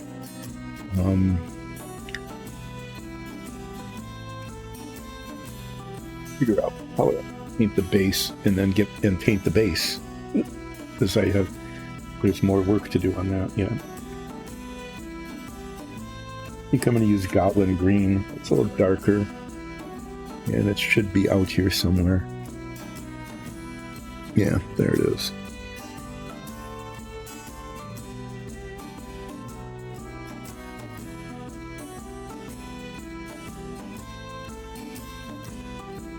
Yeah, okay, I'm going to paint the base, maybe repaint the face, and then take a break.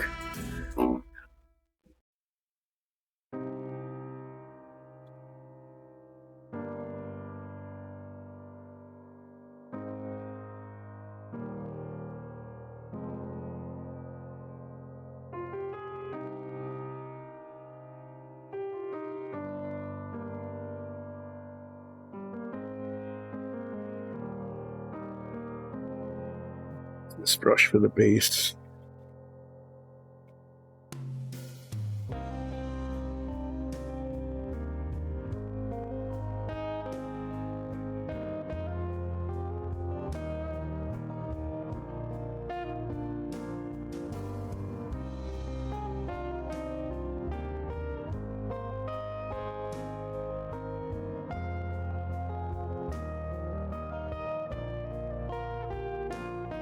Well, maybe when on break I might even try to think of something else to chat about. Maybe.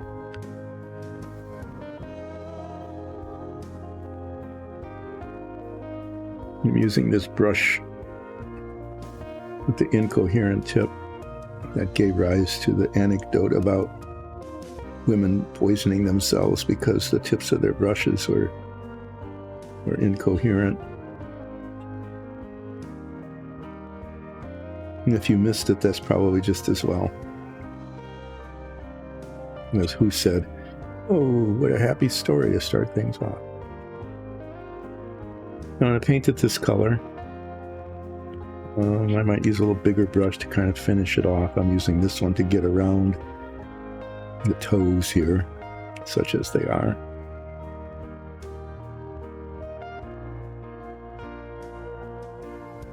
Do this. I don't mind if I get brush marks in it. I want it to look lumpy anyway, because it's supposed to be like mossy and gross.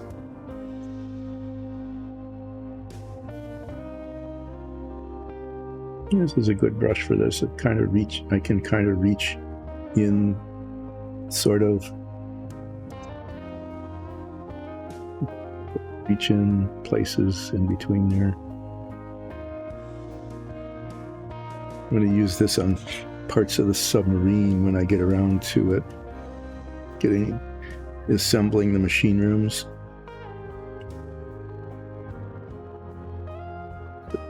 Parts of it underneath need to be painted dark gray, and this would be a good one because it'll be able to reach into the nooks and crannies. There's nooks and crannies that need to be painted.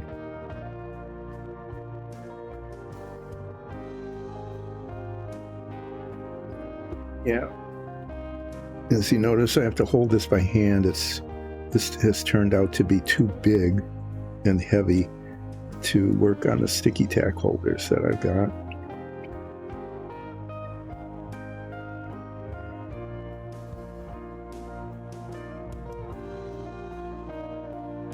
This is painted, and then I'm going to paint tendrils of yellow growing up out of this, looking like they're going up into the feet. So like each of these toes, that are kind of sticking out here, each of those will extend out into the base. So it looks like it's growing up out of the base. It might end up looking like that, or it might end up not. That's what I'm going to try to do. Otherwise, it'll just look like, streaks of yellow paint on green. Yeah, it might end up being like that too.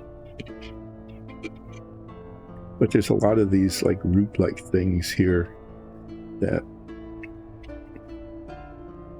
can be extended out into the base.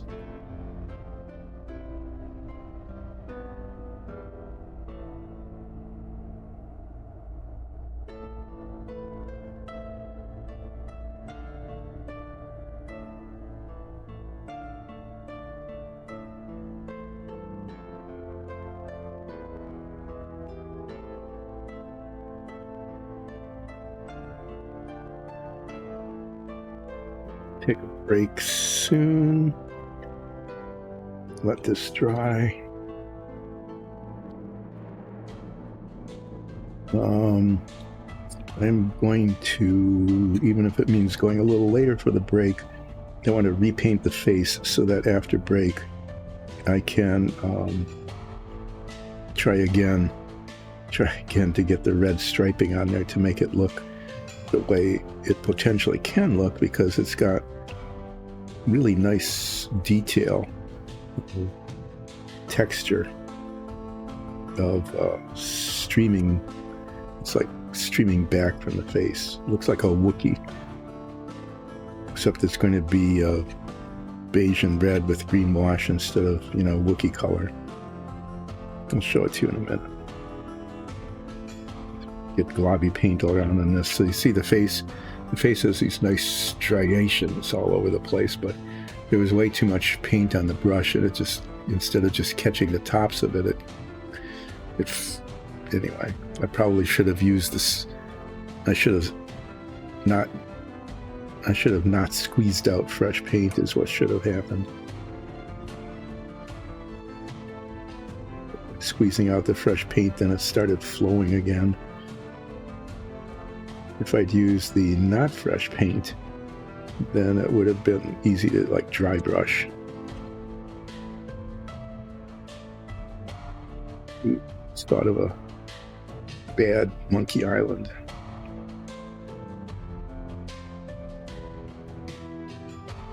Dry brush creepwood.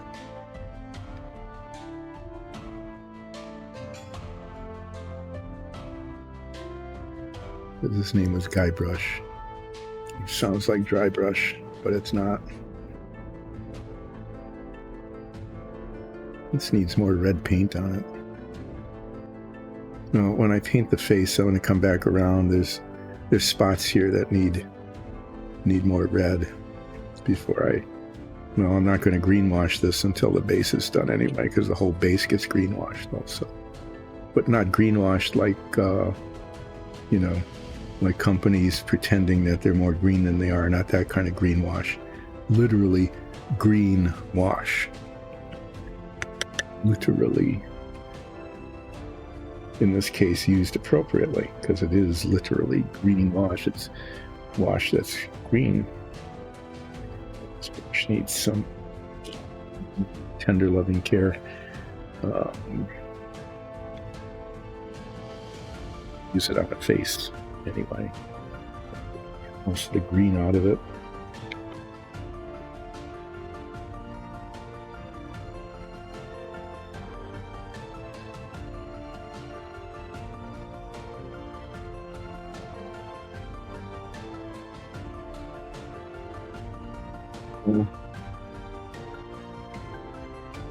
This is just isopropyl alcohol, which does a better job of getting the paint out of things than just the water. But it gets like this.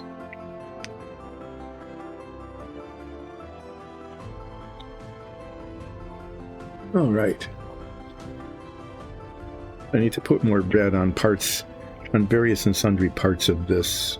Okay, I can just see here, maybe a little more there. Definitely some, touch the wet paint. That's always a good idea. Yeah, I'll go around it later when I redo the face.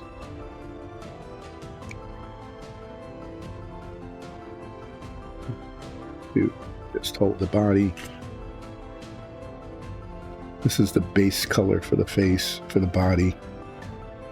And I'm just painting over the red where there was just way too much red. And make another stab at, dry brushing just the high points.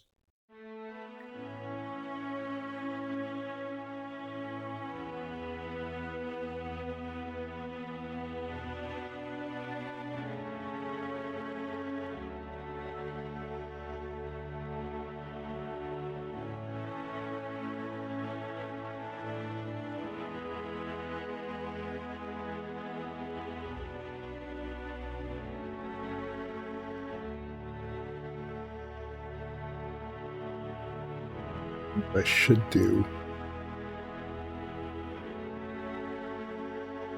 Okay. What I should do is what I'm going to attempt to do here.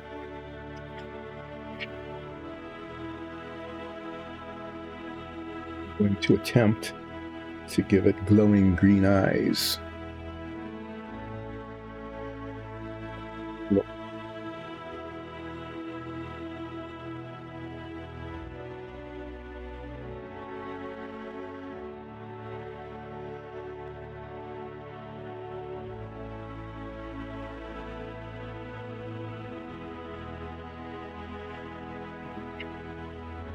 See if I can find it.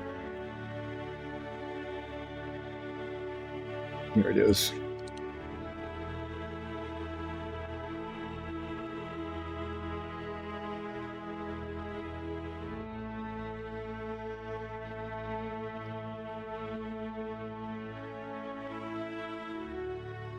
This brush.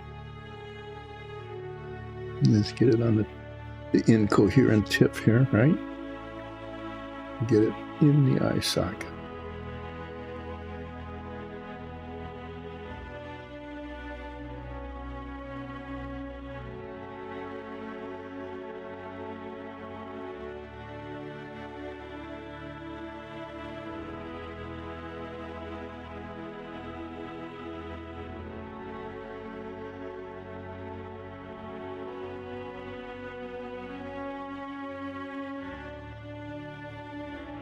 Yeah, that worked. You can actually see them. Green eyes. Okay. Clean this brush again. All right, so I need to let paint dry before I bring the red back out again and put more red stripes on parts of the body and try to do the face so that it looks good.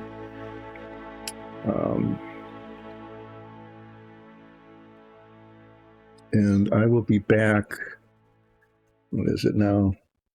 5 minutes to, I'll be back about 12:30 our time here, in about a half hour. I'll be back in about a half hour. And then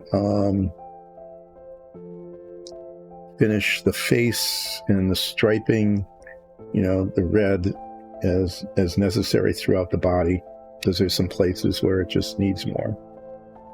And then work on the mycelium rising up from the base into its toes where it's growing up.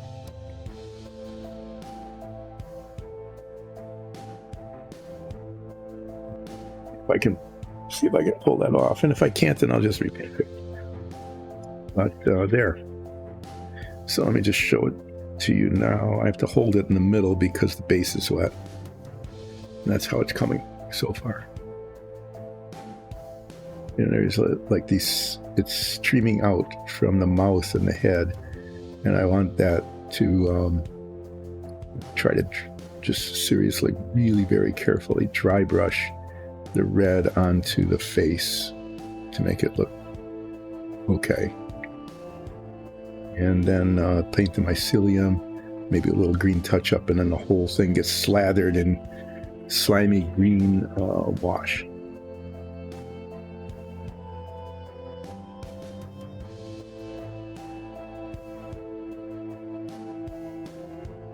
So, thanks for joining so far.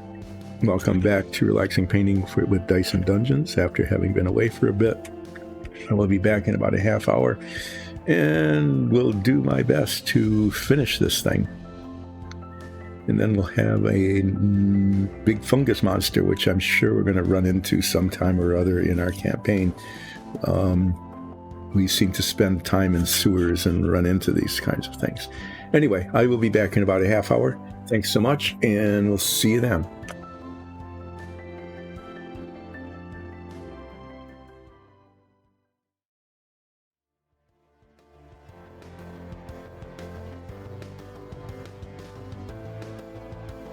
Back from break, about 5 minutes late, because on the way down I remembered something I've been trying to remember for several days.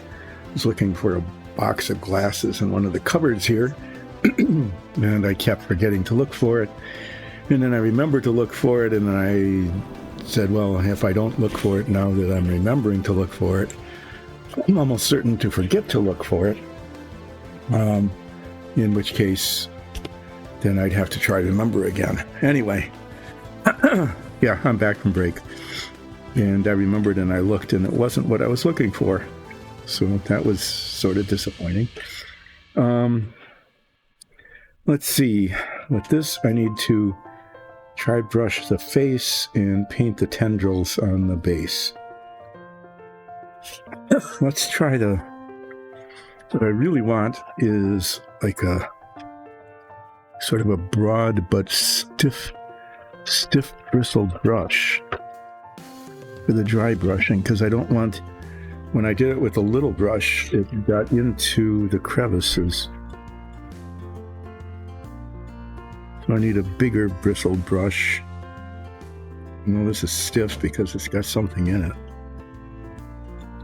That might work.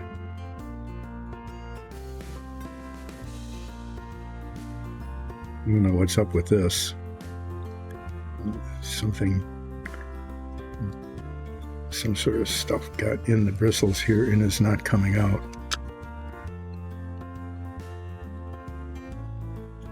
This might work. But I think I might actually just use this. Okay, I mean, I just might.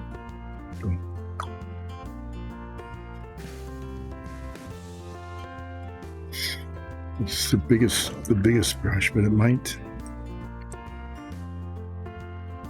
work better than anything else I've got.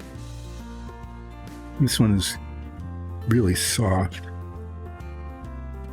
I'm just playing around with brushes here. Yeah, I don't know what I need. This one just, we'll talk about a coherent point. It's very coherent point because the paint is, something got in there and it's just not, whatever got in there is not cleaning out. Well, I'm going to do this first, because if it doesn't work, then I need to repaint the face again, right?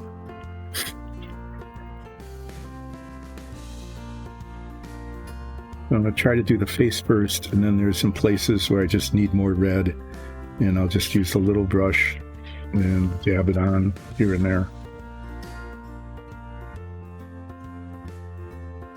Start out with a tiny drop, because I want virtually no paint on the brush.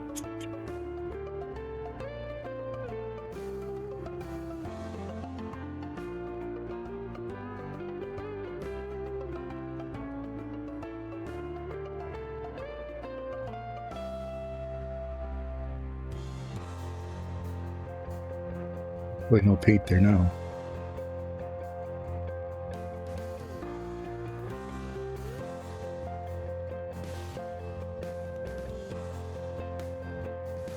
It's working.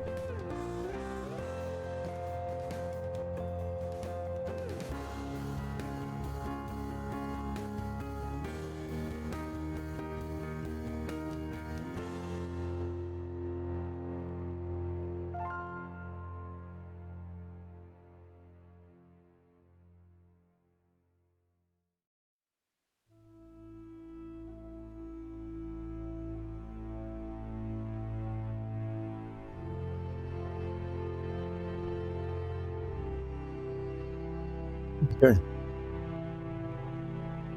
It's not perfect, but it's very close to what I was trying to accomplish.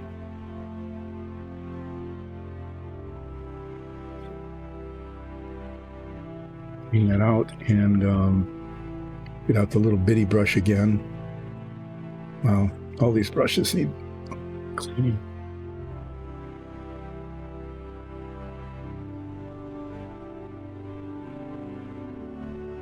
The brush cleaning thing.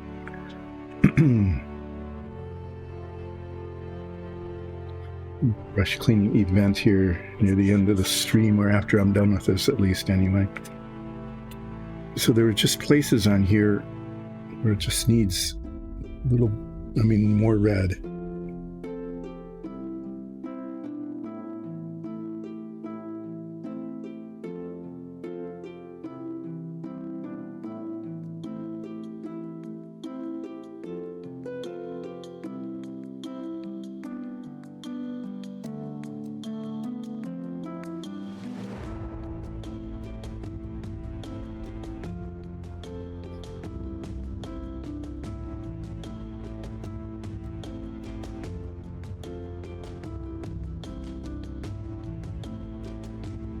Because I just didn't even get to like under the leg here.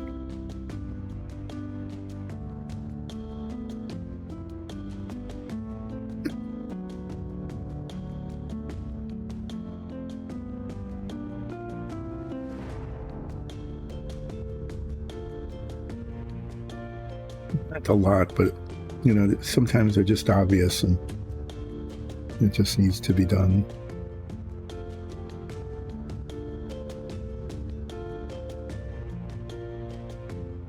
You don't want to overdo it. That's always a thing too, right? Trying to do something and then it gets overdone.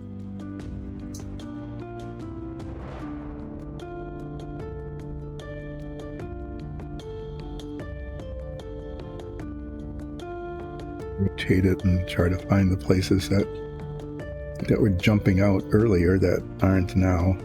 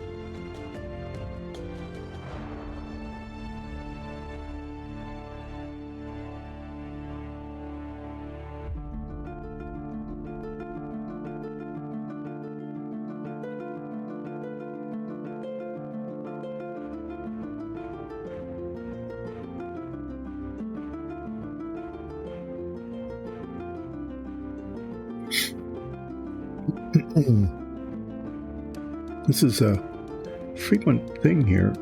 Is that after break, everything feels colder down here than it did before.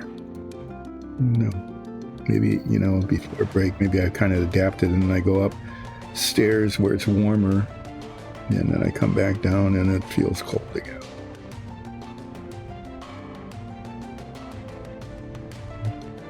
Let me take a look around it.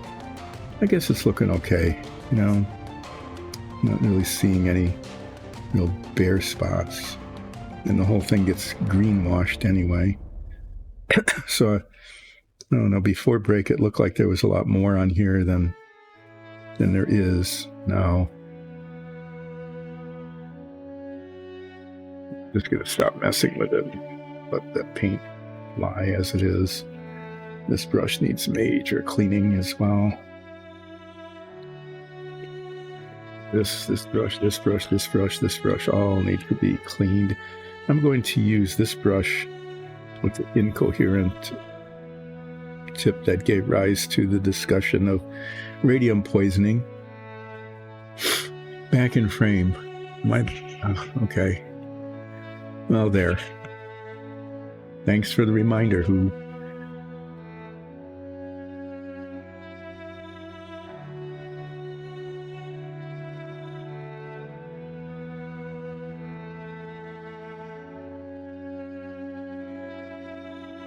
His name is Styx. That's it? You spent 10,000 points for Styx?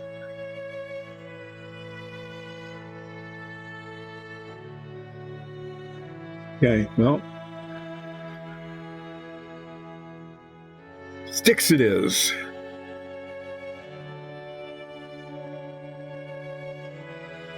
Not disputed. I'm not the one who spent the points.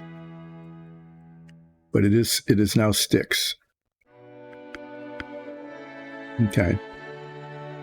So the attempt here, I'm just going to call it an attempt, is to make it look kind of like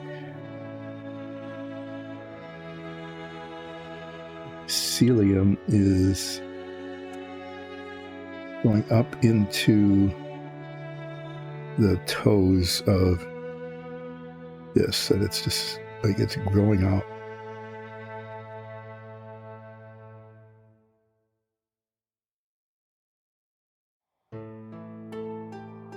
Okay, kind of seeing that maybe.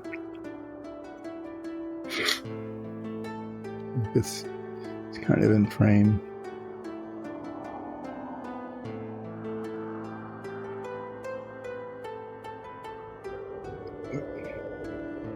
There's not only a rogue bristle here, there's like a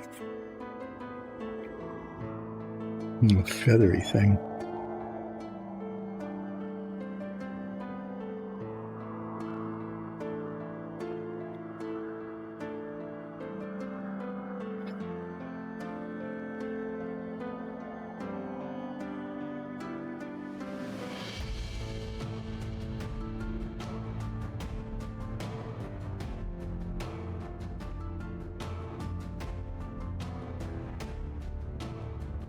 What's going on?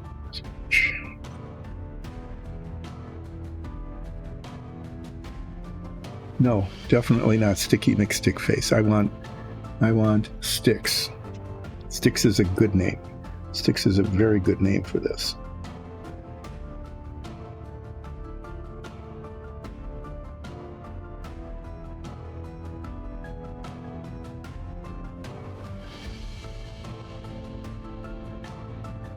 I'm very pleased with Sticks.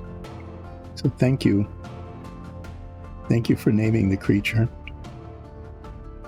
We'll just have to remember that, okay, so if this creature shows up in our D&D campaign, and it might, reminding everybody, once again, please remember that Dice and Dungeons is all about Dungeons and Dragons.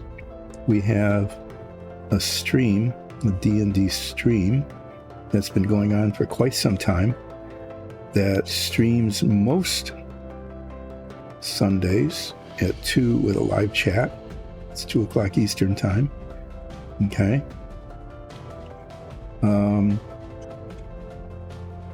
It's a really good D&D show. Okay, it's not just a basement game that we're streaming. It's a show that just happens to be based on Dungeons and Dragons, and Dice and Dungeons is putting on this show for you, and you should watch it. But we need to remember that if we run into this creature, that Styx is its real name, okay? Its stage name on the stream, could potentially be different, right? What we don't want to do is be too familiar. Like, so this thing shows up and is attacking us, and it's vicious and mostly killing us, because when we have combat encounters on Dice and Dungeons, there is, with some frequency, being almost dead. We do that. We are not always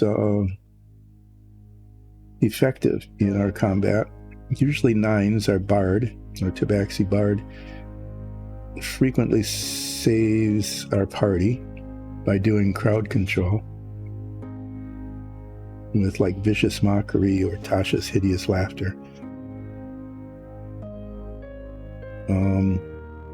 Well, my character, also Ralph the Furbog Fighter, stands in front of the mobs that are attacking us and makes an effort to protect the group, but usually ends up rolling a 3.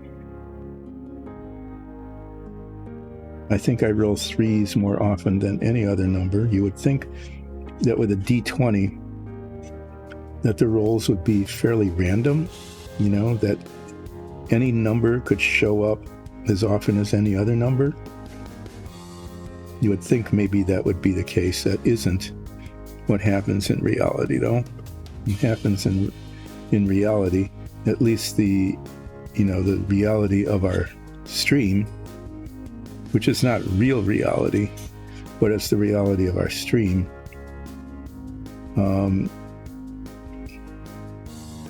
is that 3 is the most common number on a D20. I'm not really sure if my D20 has a number much above 4. The reason I'm not sure is that, based on my rolls,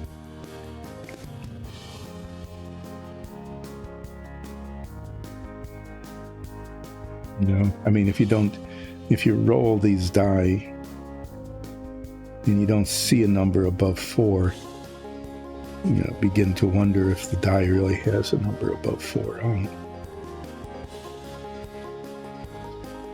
I'm sure it does, when I pick it up and look at it. It has all sorts of numbers on it that are bigger than 4. But for whatever reason, when it's rolled, those numbers seem to disappear from the die. They just don't show up.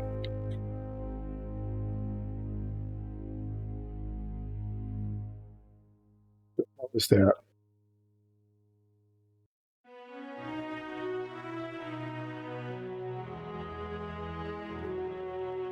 There. I think this is kind of having the effect I want. I'm going to do a little highlighting of this yellow with the green, especially as it approaches the tendrils, okay, that are looking like they're supposed to look like they're growing out of the ground, right? Add some little bits of green to it so there's continuity of color. But there. Not bad, huh? It's not too bad. And why is there red on the yellow here? How did that happen?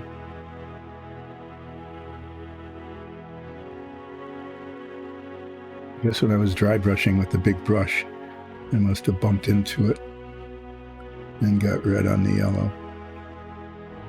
Doesn't look that bad. I mean, I might,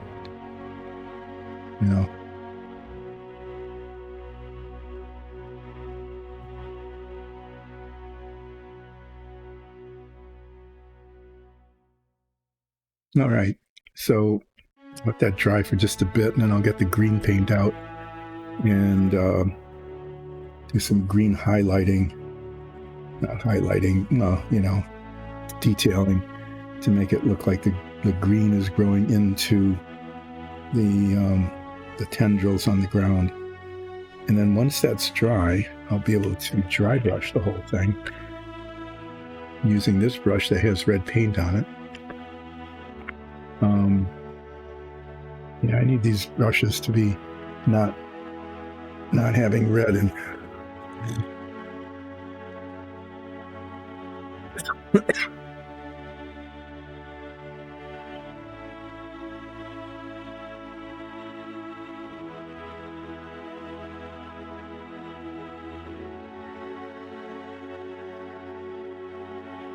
This brush came from, it's been around forever.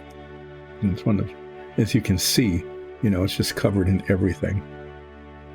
The brush itself was yellow once, but it's really a good brush. But now it's so covered with everything, I can't tell what it is. I don't know if I can replace it.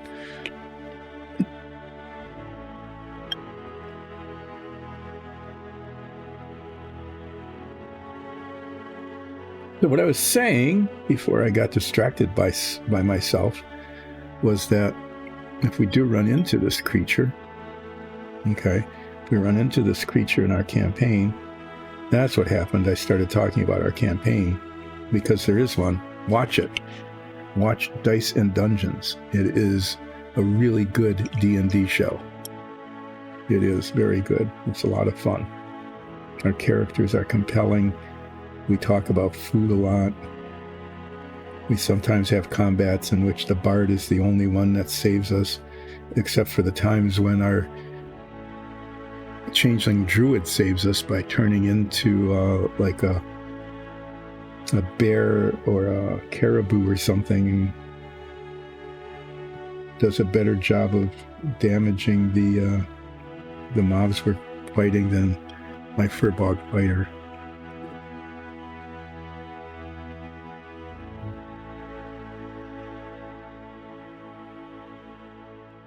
But if we run into this, we have to remember to not yell out, "Hey, sticks!" Because we're all familiar with sticks now. This creature is named. It has this new identity and reality. We have to be careful not to get too familiar, because it'll probably appear in our show. You probably can do an insight check. It'll probably appear in our show as an adversary, Probably not going to show up as a buddy. You never know, though. If it does show up as a buddy, then we can go, "Hey, sticks!" And be all familiar and friendly and stuff. But if it ends up as an adversary, then that would, I don't know, it would just kind of be distracting during the show, I think, to be doing that. It wouldn't seem appropriate to the situation. Well, this point on this brush was really nicely coherent because it was gummed up and stuck, but now it's not. Whatever. So I'm going to be needing this little brush and some green paint.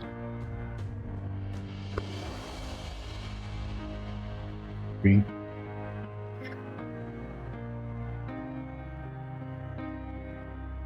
And so just use the same well I was using before.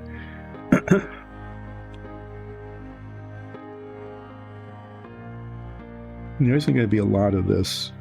Okay. Just, what I just want to do is get some green, like right where it comes up to the toe. Okay. Let's just put a little green on it like that.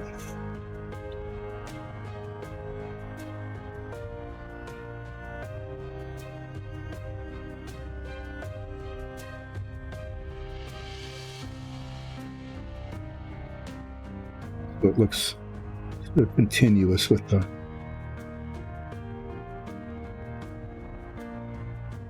toe of the monster there. No, but now that we've named it, now that it sticks and it's kind of like a buddy of ours, maybe I shouldn't call it a monster anymore. Even though that's what it's advertised as a fungus monster. Maybe, I don't know. Is Styx offended by being called a monster? Or does Styx embrace monstrosity, whatever?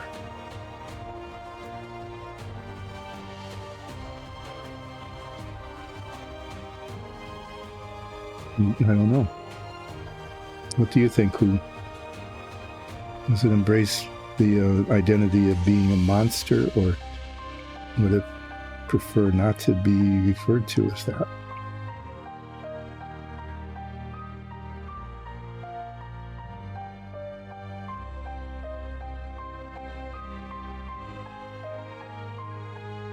Now the mycelium coming up off the base is consistent in its presence of greenness in it.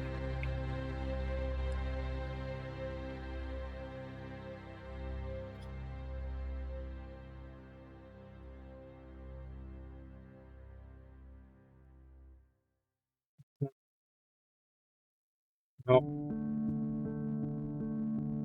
you know how smart the level of intelligence of a fungus creature, monster or not, can be open to debate, really, because on one hand, you would think of fungus as being kind of like a low life form, maybe not even as much as a bacteria might be. On the other hand, they extend forever. I think one of the largest creatures on the entire planet is essentially a fungus. It's a mycelium that goes over hundreds of miles.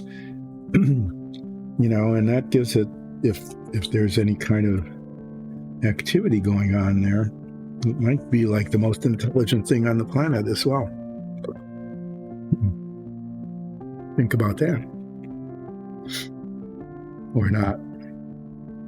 Okay, well, I want to wash this thing with the green wash that I will find getting up here, and lifting up bottles and saying, nope, not that one. Nope, not that. Up this one. Yeah, there isn't much of this left. Used up a lot of it on the sewers. So it would be good if I could put this on a stand. I'm going to try it. See if I can hold it on there, at least while I'm washing it. I'm not sure if this will work or not. I'm going to take this off. Breaking it. Watch me take this off. The sticky tack without like snapping it in half, right? There we go. It's loosening up. That's good. There we are. Residual sticky tack. I'll mess it up later. Oh, yuck. That's all. That's sticky tack.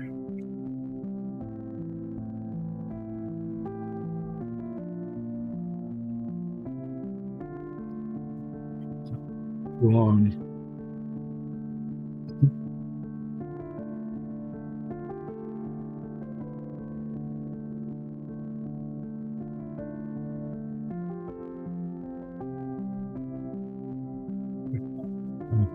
Means you can't see what I'm doing.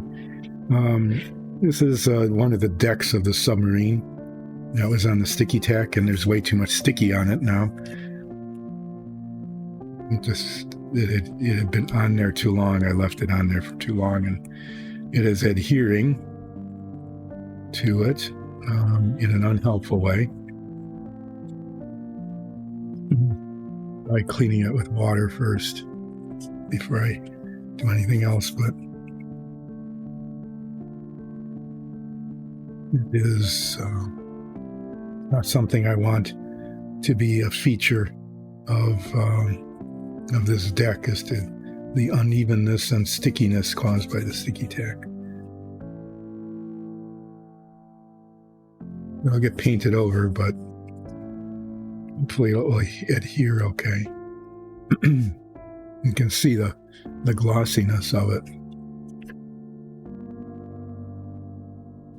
It's glossy. There's some component in the sticky tack that is now like a permanent feature of the bottom of this deck. So there. Now I have to be careful because this plastic is brittle, and I have broken these bases by pushing down on it on the edge and cracked it off in the past, and I don't want to repeat that here. I just need it to hold while I splish green wash over this entire thing. Now there it is. It's very much off center. So it is. Take this big brush and get a whole lot of what's left of this green on there.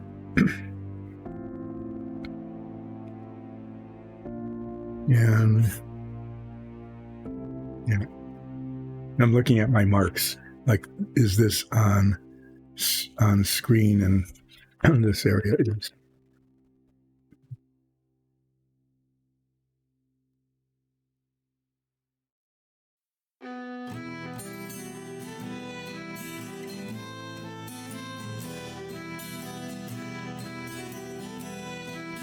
These days soon, I need to do an inventory of the paints. Like this green wash is almost gone. There's something else over there that we use. Yeah, the deck tan, the base coat for this, that's almost gone.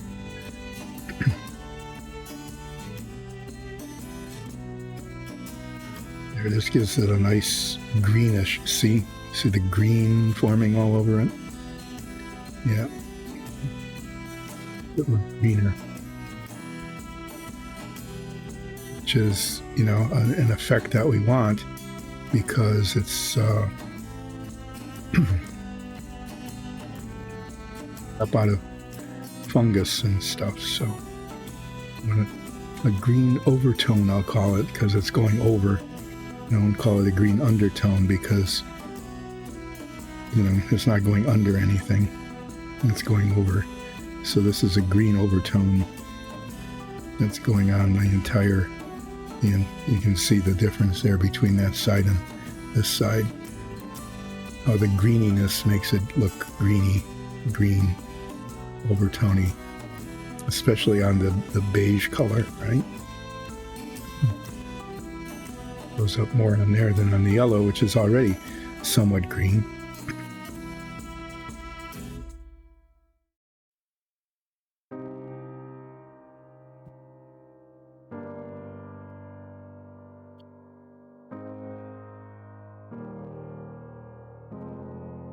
We used a lot of this green wash on the sewer tiles because,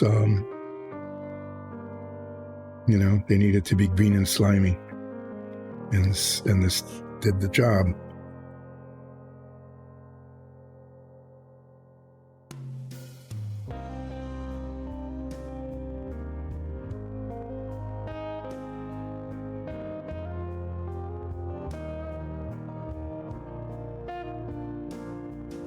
As it is doing here.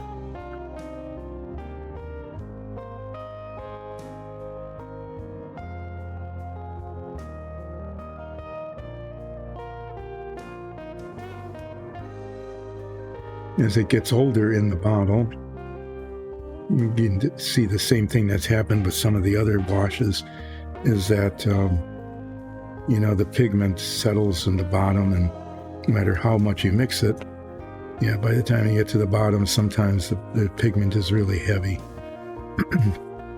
And it's happening with this green, which is okay for this purpose, but there might be other purposes for which it would not be so good. I want to blob this on. I want this to look blobby. So I'm going to intentionally make it blobby. And I'm hoping that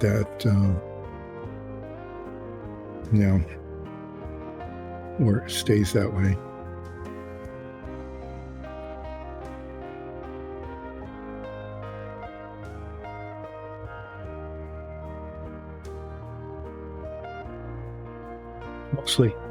Mostly on camera too, huh?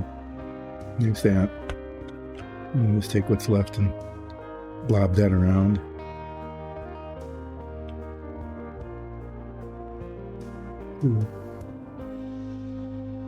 Pieces it.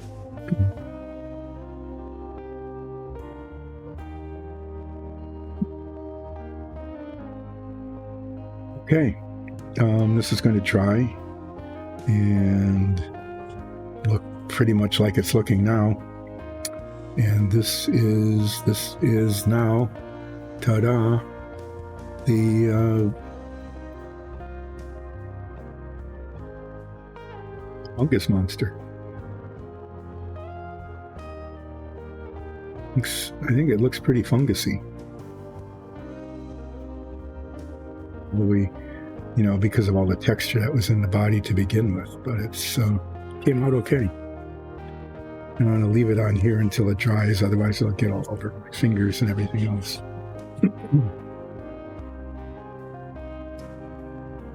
All right, try to get this clean. This rag doesn't work as well as the paper towels. I'm not sure why not. Usually rags work well. All right, so now I've got 45 minutes left, and which of these things that I said, among the many things that I could do if I ended early, and I did. I ended early. What should I do? I already did one of them, but I'll repeat it. Two reasons. One is there might be people watching this either as a stream or later on YouTube who didn't see the first thing that I did that I'm going to repeat. Okay, which is why I'm repeating it, because they didn't see it, and now they will because they're watching now. The other thing is to do some work on the submarine. Just little bits of things, tiny little bits of things, but that will move things along more quickly when I get back to Submarine Wednesday next week. The third thing would be to start working on the next minifigs, which I haven't shown you really, but I probably can. Because maybe what I'll do is I'll just sort of go through the things I could do. Another thing would be to just stop and say, well, that's it for today. So much for being relaxed. I think there was a few other things too that I could do with the time that's left, but maybe I'll remember them and do them. Maybe not. Let's see. What I want to not do is spill this. Let me leave Fungus Monster here where you can kind of see it on screen, and I'll try not to knock it over when I do the first thing, which is a repeat of the other thing I did that I could do as a way to spend some time because I finished it early. So this gets to the question of when I finish the submarine, which I am projecting, not promising, but predicting, and just predicting, not promising, that I will finish the submarine in the first quarter of 2024. So by the end of March. Okay. So which means that either Submarine Wednesday will end because submarine is done, although we could still call it Submarine Wednesday. I can still call it Submarine Wednesday even if I'm not working on the submarine. And maybe I'll do that, why not? But the submarine will be finished, I'm projecting, hoping, by the end of March. And then that means unless I eliminate that altogether, that I need to replace the submarine with something else. So one thing would be, move the camera. This 1/24th scale, which is standard for automotive models. Aventador, Lamborghini Aventador. It's a really cool model. It's got, if you build it nicely, which I'm not sure I will, the engine is exposed and it's got these nice windows and stuff on it. I could build this. It's not a very big model. This is the body. There's not much to the body. All of these things are mostly sprue, things that need to be trimmed away. And there's just tons and tons of parts. More parts than seem reasonable. And all these clear parts too. It's like, where did all these windows come from on this thing? And then cementing these in without marring them. I got some Chester's, what they call canopy cement, which is supposed to work for windows without messing it up. So that's one thing I could build. Or I could work on this Corvette 1957 Corvette, convertible. Raise this up. This is a larger scale. This is 1/16th scale instead of 1/24th. So it's a little bigger model. This model, it says it's skill level 2. I don't believe that. It's supposed to have working headlights and working taillights. If you look at the box, it's got like beams coming out. Isn't that cool? Beams coming out. Like if you really turned them on, they wouldn't have beams. But yeah, supposedly working headlights with tiny little infinitesimal hair diameter wires, right? Somehow or other you're supposed to get chrome around this. So the headlights and taillights work. If I remember, the suspension kind of works. It says it has a carpeted interior. This is kind of funny. There is a piece of adhesive backed felt that goes in there and is felty. And all sorts of tiny little pieces of chrome that need to get cemented on, and the cement always destroys the chrome by bubbling it up. The windshield thing, it's just, I don't know. I think regular model cement is just really not the thing to use on this. So I'll have to decide if I build this, how that's going to be done. So that's a second. Something just fell. Okay. That's the second thing. Boy, this is dusty. And the third, and this is pretty cool. This is a very rare model, very rare. It's a 1/48th scale Savoia. And if you're not familiar with it, it is the plane flown by Porco Rosso in the Miyazaki film. And you even get a little Porco. I'll show you that you're supposed to be able to paint to make it look like that, which I may or may not be able to do. This is an interesting model. It's a lift-away model. The top of it comes off, okay, and the interior, it shows the interior detail. So this model is not very big, but there's a lot of stuff in it. Okay, there's Porco, and there's a color guide there. Right, there's Porco there, and there's Porco Rosso painted. And that's supposed to turn into this with perfectly shaded and stuff. And then there's another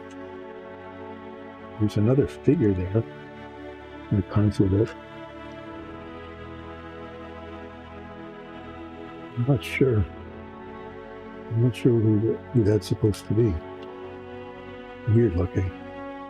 Anyway, there's a lot of parts here because it's supposed to show the interior detail, like the fuel tank and the cockpit and things like that.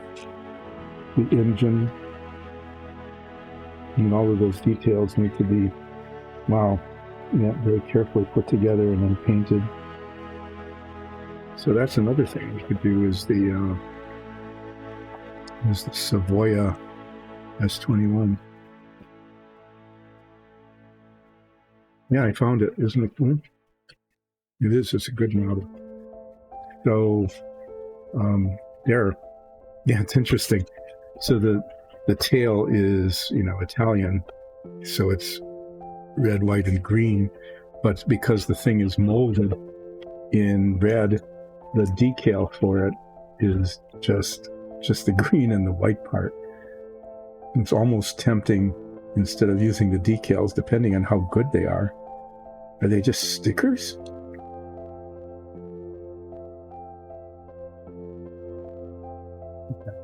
Huh. Yeah, there's a clear part, there's the windshield, and then it looks like the yoke, the steering wheel thing, the yoke. It's almost look like they're stickers rather than decals. That's pretty weird. Anyway, oh look, I didn't see that before. I was looking at the detail on the control panel, and it comes as a sticker or a decal. You can kind of see it through the plastic. That's good, because painting those is sometimes really difficult. Anyway, that's another thing I could work on. It'll be a little bit of a challenge, getting it paint, even though it's modeled in red. You don't want the seams to show, so the thing gets put together and the seams get filled in and then painted. But that's, you've seen it in the submarine. Nothing is quick and easy, except when you're like 11, when I was building models originally, and it was really easy because all I needed to do was glue it together and the seams showed, and it was just a mess, and who cared?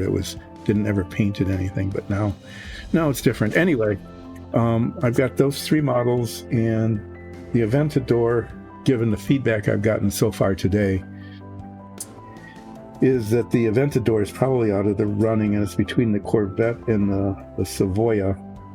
But what I'm going to do is I'm going to pull out some other options. There are some other really cool models that I've picked up over the years that I've never gotten around to doing.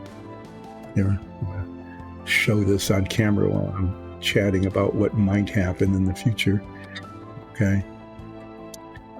Is I might pull out a couple more, just to have the contest of what to do next be a little, extended a little bit. Anyway, yeah. So it's a little more green than I was hoping, because the pigment is settling in on the wash pretty much, but it is pretty fungusy, and it looks okay on camera. Okay. So this is dry now. I can take it off. See if I can get it off without breaking it. Yep. Set that aside. Yeah, that's done. I'm going to put that up with the others. So I'm not going to start a minifig now because I have to do them on Monday. I've got this like winged Valkyrie looking. I mean, it looks kind of like a Valkyrie kind of thing. These, I don't know if those are horns or something in her helmet. I'll have to get my head magnifier on to see if there's a helmet on there or not. But get to do this. I had painted this other one, this little Tinkerbell kind of fairy before the holidays. I think it came out pretty well. Okay. I think it looks okay. Kind of rangery outfit, right? Green and tan and leather. I think it looks pretty stereotypic, but it doesn't look bad. The wings are nice and glistening, because I use the pearlescent paint on them to make them look glistening. So I painted this one. I don't want to do this in the same colors, though. I'm thinking, even though that one came out pretty nicely, I'm thinking more like blues and silvers, kind of. Like the wings might be a little more silvery. The clothes might be more blue. I like the pearlescent look. I might just keep that.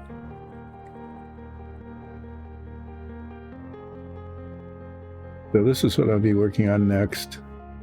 What do you think? Kind of blues and silvers? Try to keep it down to like 3 colors like the other one.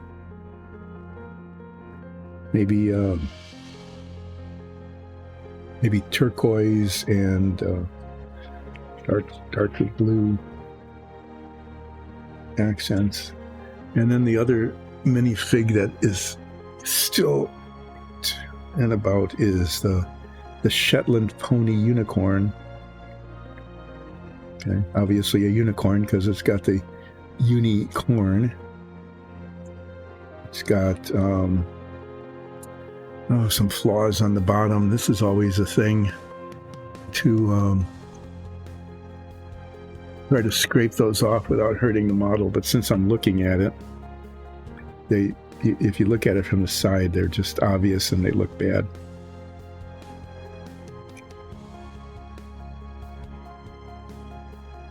try to get rid of those without breaking anything. And there's a spot here.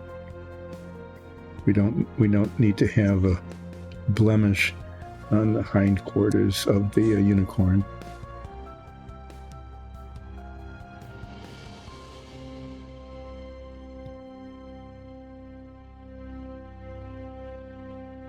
Yeah, so this is a Shetland pony one. It's got, the really long mane, right?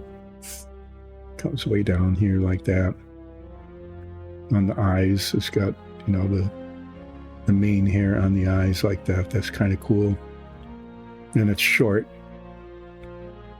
So I could do this. I think it probably has to be like brown tones, probably. I don't know. It could be a dappled white unicorn. Like the body could be white and the mane could be light gray. I'll have to ask, because I think this is one that Nikki and Alexis like. So I want to paint it their colors, but I'll probably do the winged archer thing. I'll start with the winged archer thing on Monday, and we'll see. So that's what's going to happen next week on Relaxing Painting with Dice and Dungeons as far as minifigs go, is this winged Valkyrie kind of whatever archer thing and the Shetland pony unicorn. And I still have time, so I am going to do a little bit of work on the submarine, rather than starting in those other guys. So I've got the pieces here. I'm working on these engine rooms, the machinery rooms in the back. And as you noted before, the superheated steam comes out of the reactor here through this pipe. And that's all there is that powers the entire submarine, just whatever comes through that pipe.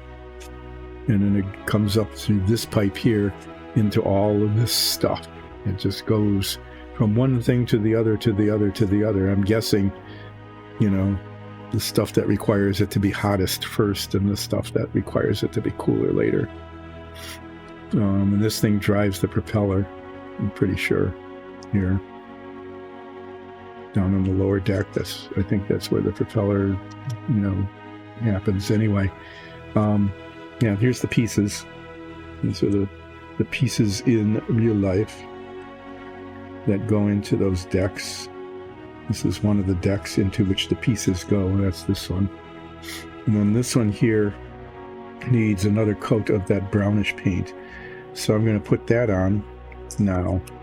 And once that's on, I can, and I do some detail work on this one, I will be able to cement these pieces in, these 4 pieces of machinery in the pipe. And then these 2 decks will be, not completed. After they're cemented in, I fill in the bottom, because you can see the bottoms once it's inserted in the submarine. I want to fill these spots in, where the tabs go, smooth them out, and then paint the bottom of the deck. So those will be the next steps. And then these will be a real chore, because this brown color, which is easy enough to put on this, one big surface with a little bit of edges, is nothing but edges. I need to get a tiny brush. Oops, that's the back of it. A tiny brush and just edge in all of that. And it's just not just once, but it has to be done at least twice, maybe 3 times. That's a pain. So I'm going to, this is the most important thing, is to get the another coat of the cork brown on there.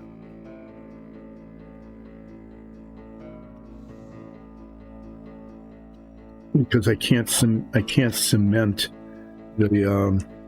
the bits into it until the paint is dry. So I'll get the cork brown.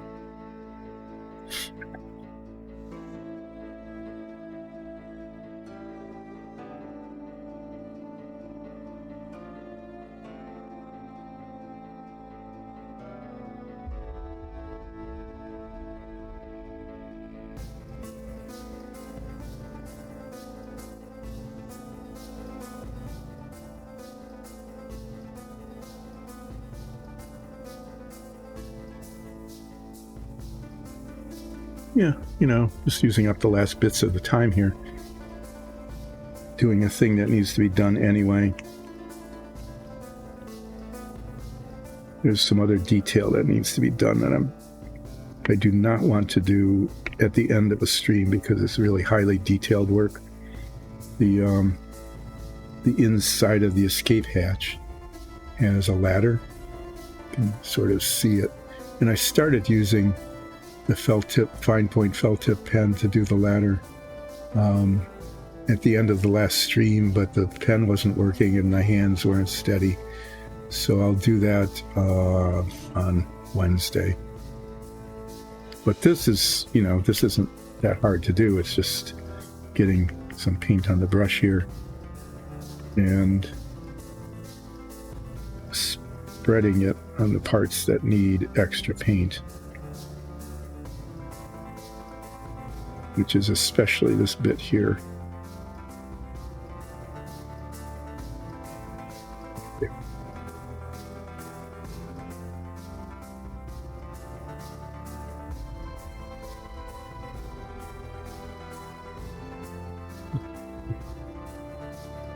Feather it in so that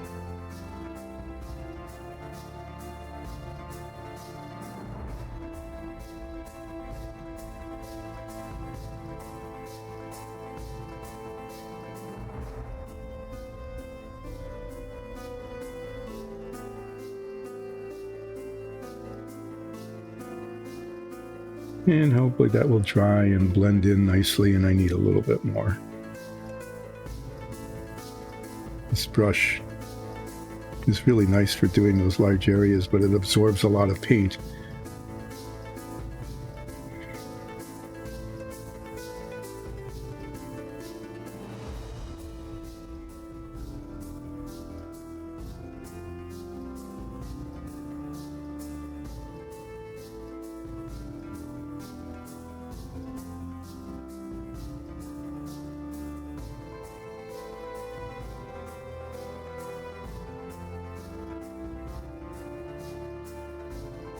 Yeah, well, at least as far as I can see, which is as far as I can see literally this far, that far, about 8 inches as far as I can see.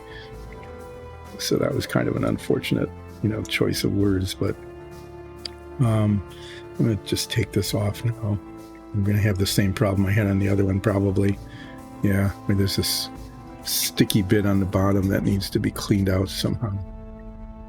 I have to do that maybe later, a little, not terribly much later, but in the stream.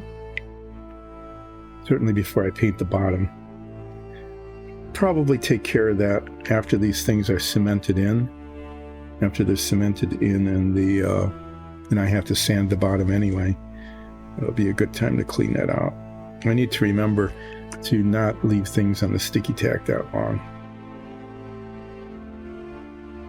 That long being, it was like a week. I put them on the sticky tack before the holidays, so it's been on there like 8 days or 7 days or several days. It's been on there days. I know that they're at that. Okay, now I'm going to try this. Hopefully I won't mess it up.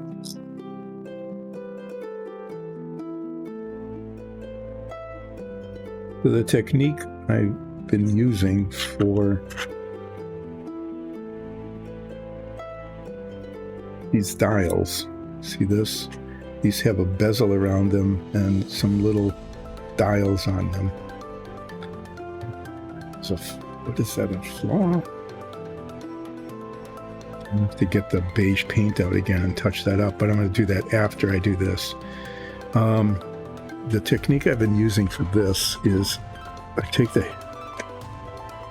head of a nail, okay, it's like dry brushing, but I can't use a brush because the brush will get in.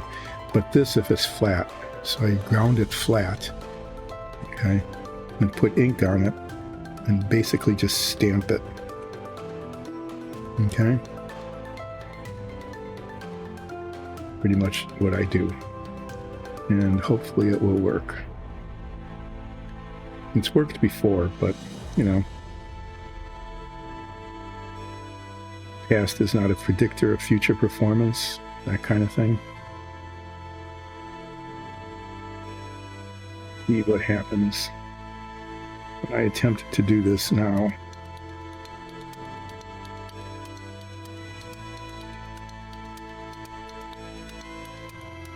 Getting is a blob.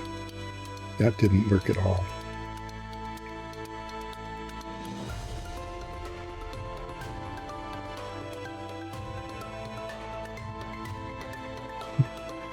Yeah, this is really not good. It's not working well.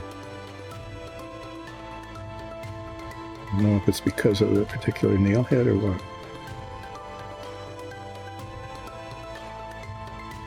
Fixing that isn't that easy because this ink will dissolve into the paint.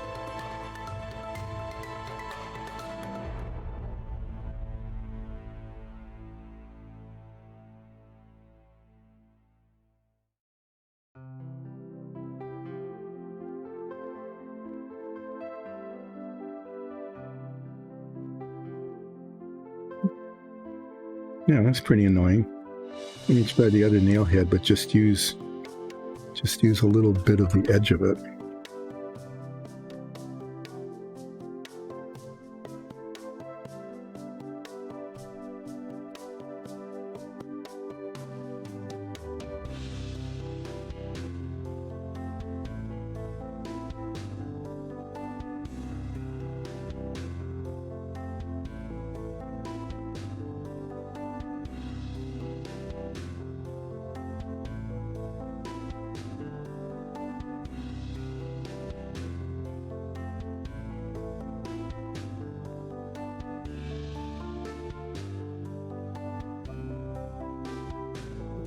Fix that,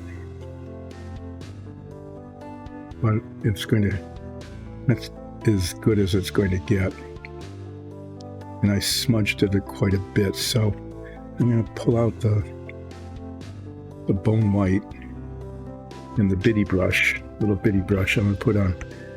Maybe I'll put on head magnifiers, I don't know.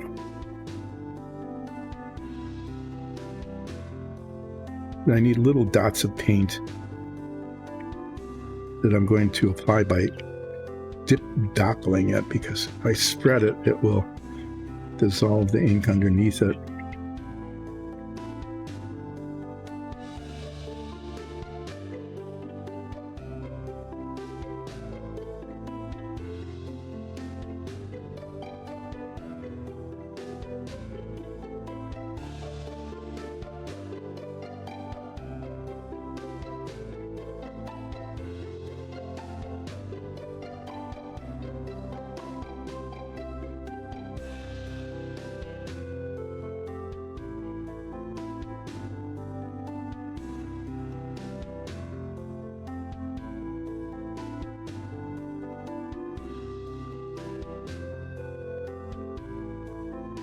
It should look okay.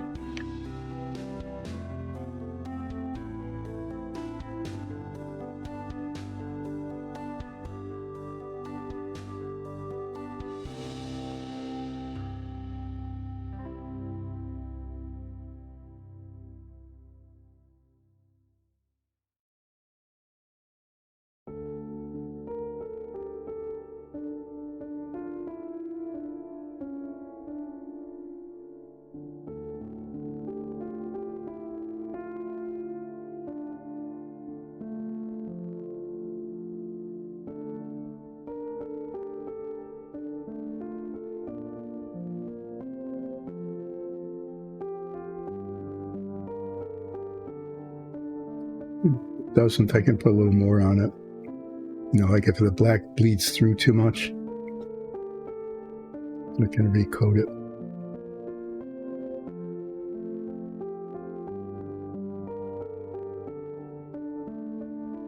It didn't work very well. It's not awful. It'll probably do. But this needs to dry and then be revisited after it's dried.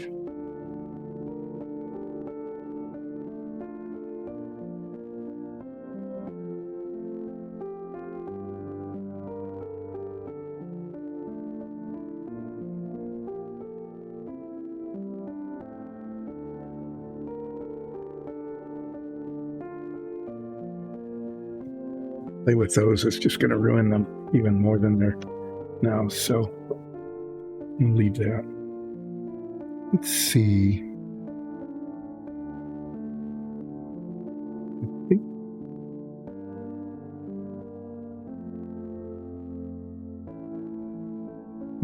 that go on here are ready to go. So I can set this aside and let it dry and see how it turns out. This one, this thing goes here. Goes here, this one. This one goes here. Let's see if I can get them to fit. Usually what happens is when they have been painted, okay, is that the paint build up. Yeah, like that. It closes up the slot. So it's necessary to like get a little bit of the paint out from inside the slot so that they fit. And the way I'm going to cement these in is I'm going to cement them from the bottom. If I get them to fit in, okay, get them to go into the slot, I'm going to put the cement in from the underside.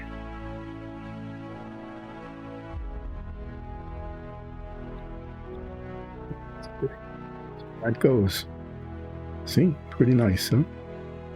And then this one turned out pretty cool, you know, with the radiator and the little dials and stuff.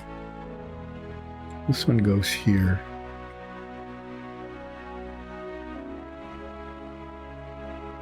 That fits also. So that's, yeah, this one definitely needs cementing.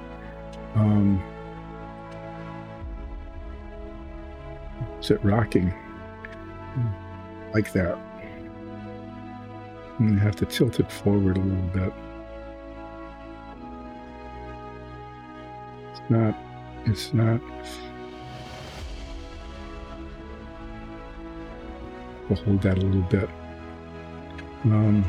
So I'm hoping what happens here is if I cement them in from the bottom, that the cement won't show on the top. Right? Anyway, yeah. That's how this deck is supposed to end up looking, with these two big chunks of machinery. And then there's a pipe that goes in between here that I'll need to put on in a little bit later. So let's get this out.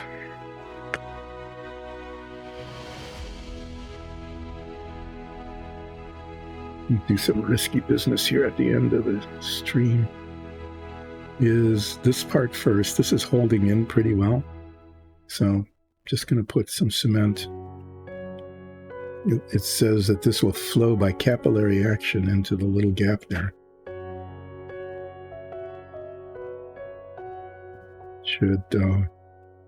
Should hold it, right? Make a mess of it here.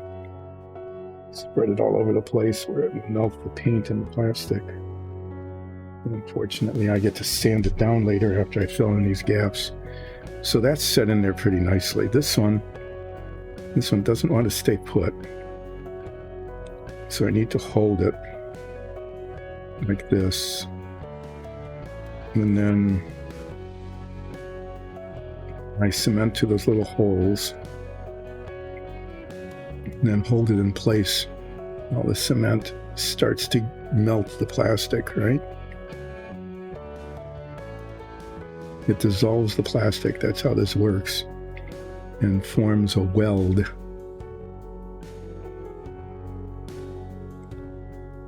This up.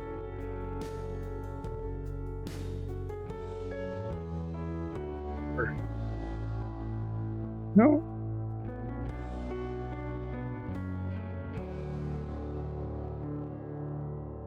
Well, it didn't.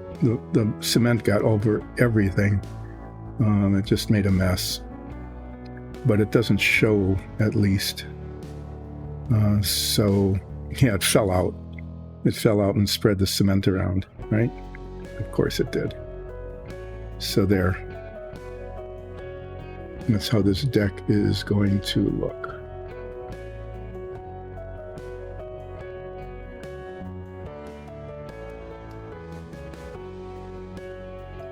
To declare it a success.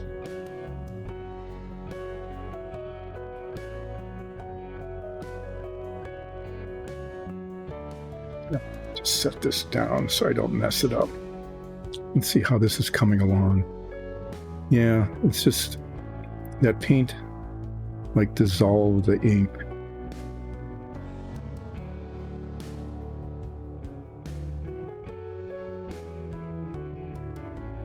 It didn't level very well. So I need to do another rescue operation on the top of this piece here.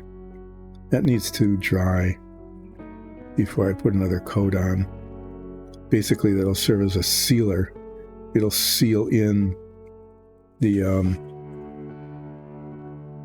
ink that ran. And then I'll try to make sure it's leveled out. And I think the gauges will be okay the way they are. Maybe I don't know. It just didn't work.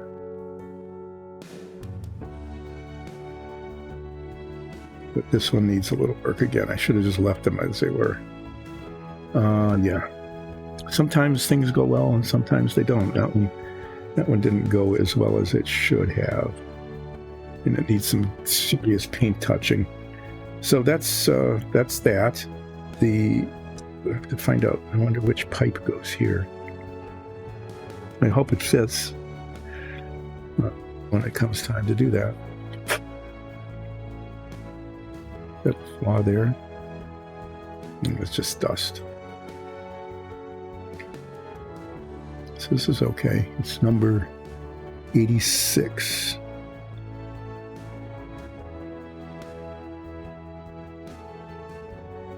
These like just over an angle.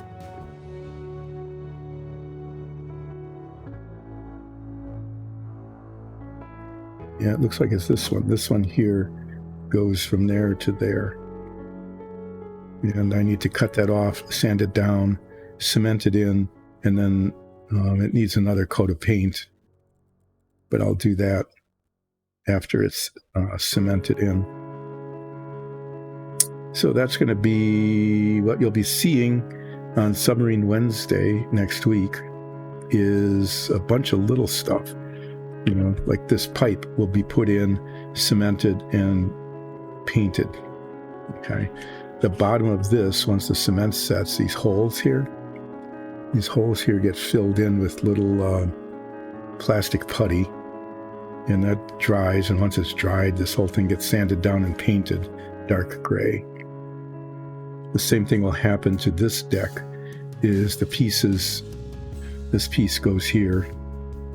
I could cement that in now, but I'm not going to. This piece goes here like this. Yeah, I need to clean out those things. It doesn't quite fit. Okay, it doesn't fit in there very well.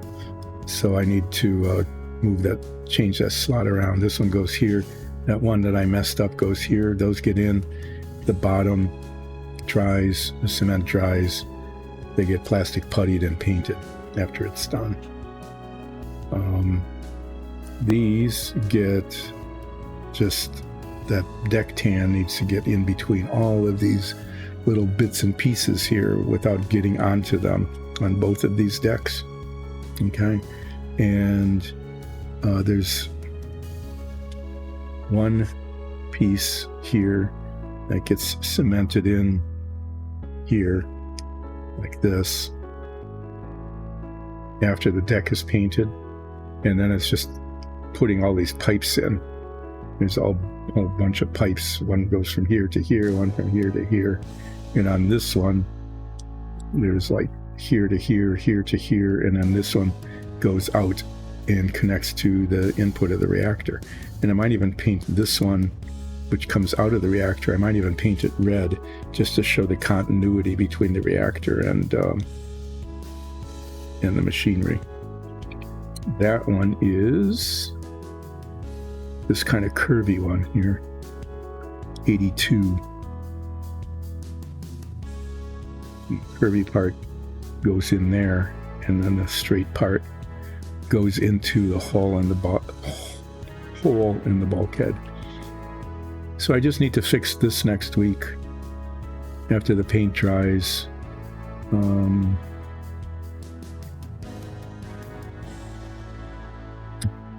Yeah, the black just made a mess of it. So I'll do my best to try to rehabilitate this. That's always the risk in using the ink technique. The risk in using the ink technique is that the ink will dissolve in the paint. Yeah, we'll try to make that look better. It might take a couple of goes. So that's what's going to happen on Submarine Wednesday, and then I'll also use the felt tip pen and do the ladder there. So it's going to be tedious. It'll be very tedious with a little brush getting in between all of these things and trying to get the edges on the floor correct and all of that. But thank you for watching, either during this stream or on YouTube. It's been Relaxing Painting with Dice and Dungeons. Want to invite you to watch our D&D stream, our D&D show, which streams with a live chat on Sundays at 2.